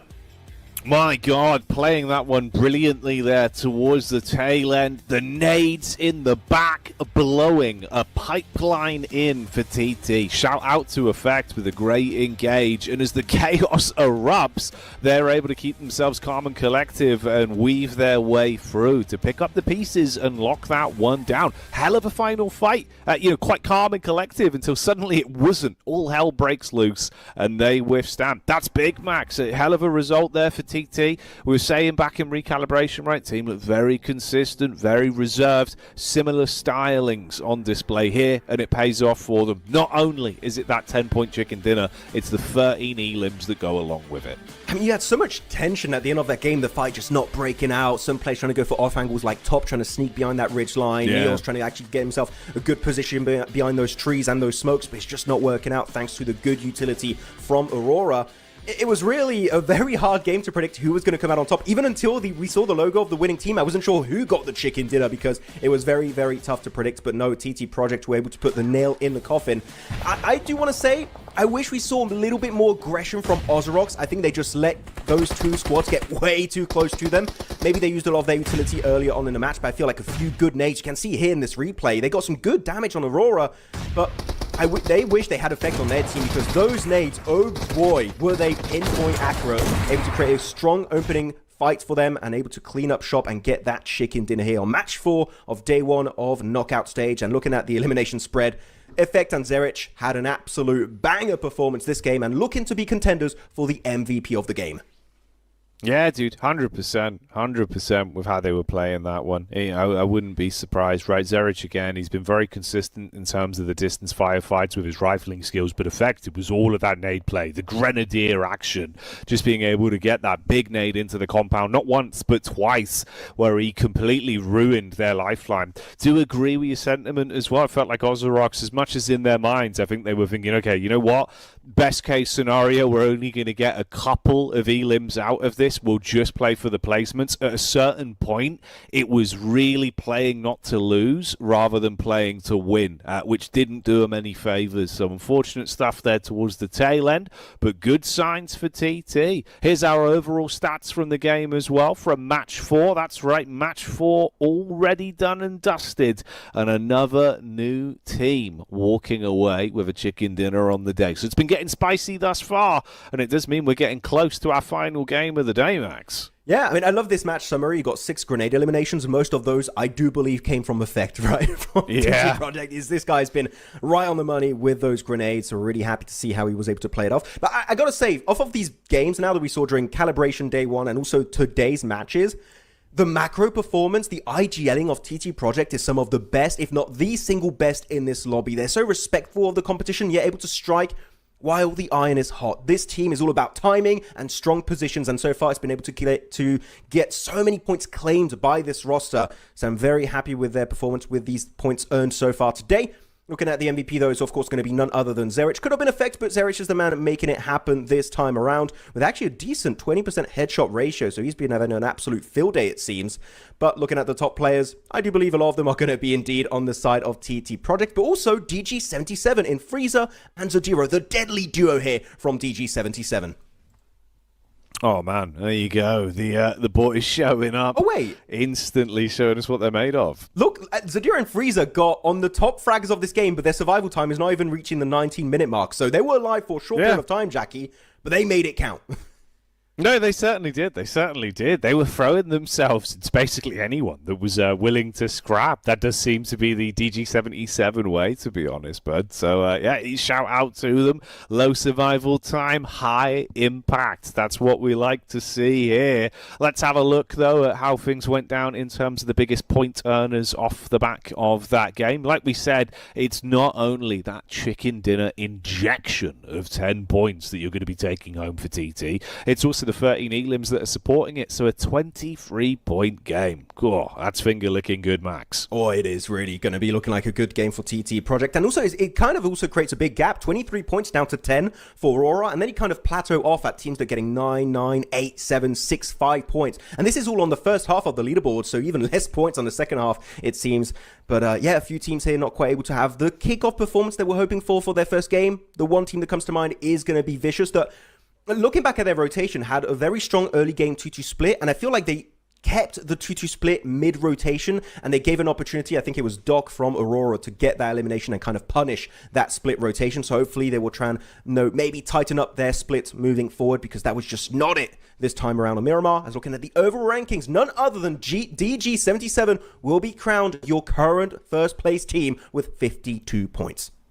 Yeah, there you go. Moving up from second into first with that shift from champions going down 2 ranking placements to third, and TT Project taking away that second place spot, climbing all the way up from fourth. Hell of a shift in the dynamics so far, so things are starting to get quite spicy out there. And I think it's also very good as well that we're seeing the fact that although this was sort of tail end of the day for some of our teams, and we got the newcomers coming in from Group E, most of those points were being able to be hoovered up by the teams that have still been playing as well. So if you're playing a good majority of your games today, you are at least being able to maximize your time on the battleground, whereas similar things can't be said for all of the teams that came in to play their opening card. Amix there still in 17th place off the back of the one game. That is 5 points, you'll take it. It's not the worst case scenario. I suppose that card would actually be thrown the way of the Vicious. Unsurprising, well, surprising even would be the more adequate word, mate. They've had a bit of a a rough one on that, Max. I was kind of thinking they're going to be coming out swinging on that game, but 19th place with only 2 points earned. Not what we thought would happen.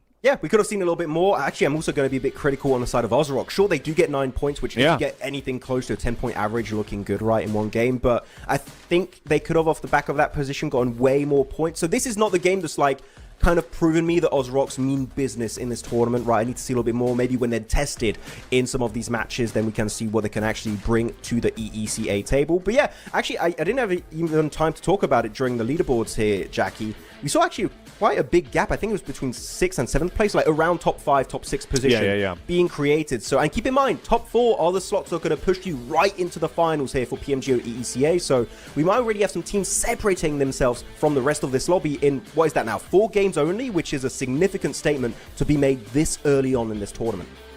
No, it's a hell of a leap, mate. You're keeping your heads above water. And again, it's one of those where there is so much more benefits that come from being able to take one of those top 4 spots, right, than the potential negatives if you're not able to get it there. The extra games you've got to play, the extra investment, it gets way harder. It gets way, way harder. But we're not going to waste any time for the viewers at home. Max, we're going to be heading straight into our last game of the day very soon as Rondo is getting ready to go. And that is going to be our crowning match, our last game of day 1 here today for the knockout stage, being the bookend, of course, where we started things back on Rondo towards the beginning of the show a few hours ago now. Differences, though, Max, obviously different lay of the land, right, with Group E coming into the fray, so we'll see how that changes things. Anyone from Group E you think that's going to be thriving in the Rondo chaos here? Oh, no doubt, Amix. Yeah, I'm hoping Amix are going to do well on that map. I mean, every single player on that team is just pure fragging power. Of course, you could also be looking at Vicious, but game 1 was a little bit, for them, a little bit dodgy, so it didn't work out as they were expecting. But I think Amix are going to be looking good. And they've proven, right, during calibration, they can take hot drops versus Aurora in Military Island on Erangel. So I think this is a team that, if they get involved in those early conversations, maybe in Yulin, in Neox, maybe even Stadium, if we have a hot drop over there, this is a team that could survive very far and get maybe a record break in Rondo game this time around. So I think that AMX is going to be one of the squads I'm going to be paying close attention to. But what about you, Jackie? Which team are you going to be focused on for this game from Group E? I think, honestly, I kind of want to follow on from what you were saying there with Ozorox, where I think there's opportunities for them to play a better game going into this one based on, if you've had that matchup there, where what happened, I think, is you kind of had that moment of, oh, guys, we might win this, we might actually win this, we can get the placements right. You've turtled up, you've not played a confident game of PUBG Mobile. This is the one where you end it on a high. You should go in now. I want to see them fighting. I want to see them actually playing a lot more of that aggressive style. It didn't really fit their tendencies as much, but maybe we'll see it here. Hearing word, though, that we will take a brief break on this one. So we'll give you a few moments, guys, to get a drink. Rondo will get ready in the background. Then myself and Max will come back, and we'll see if Ozorox and the boys over on Amix can deliver. Catch you in a sec. Start the wall!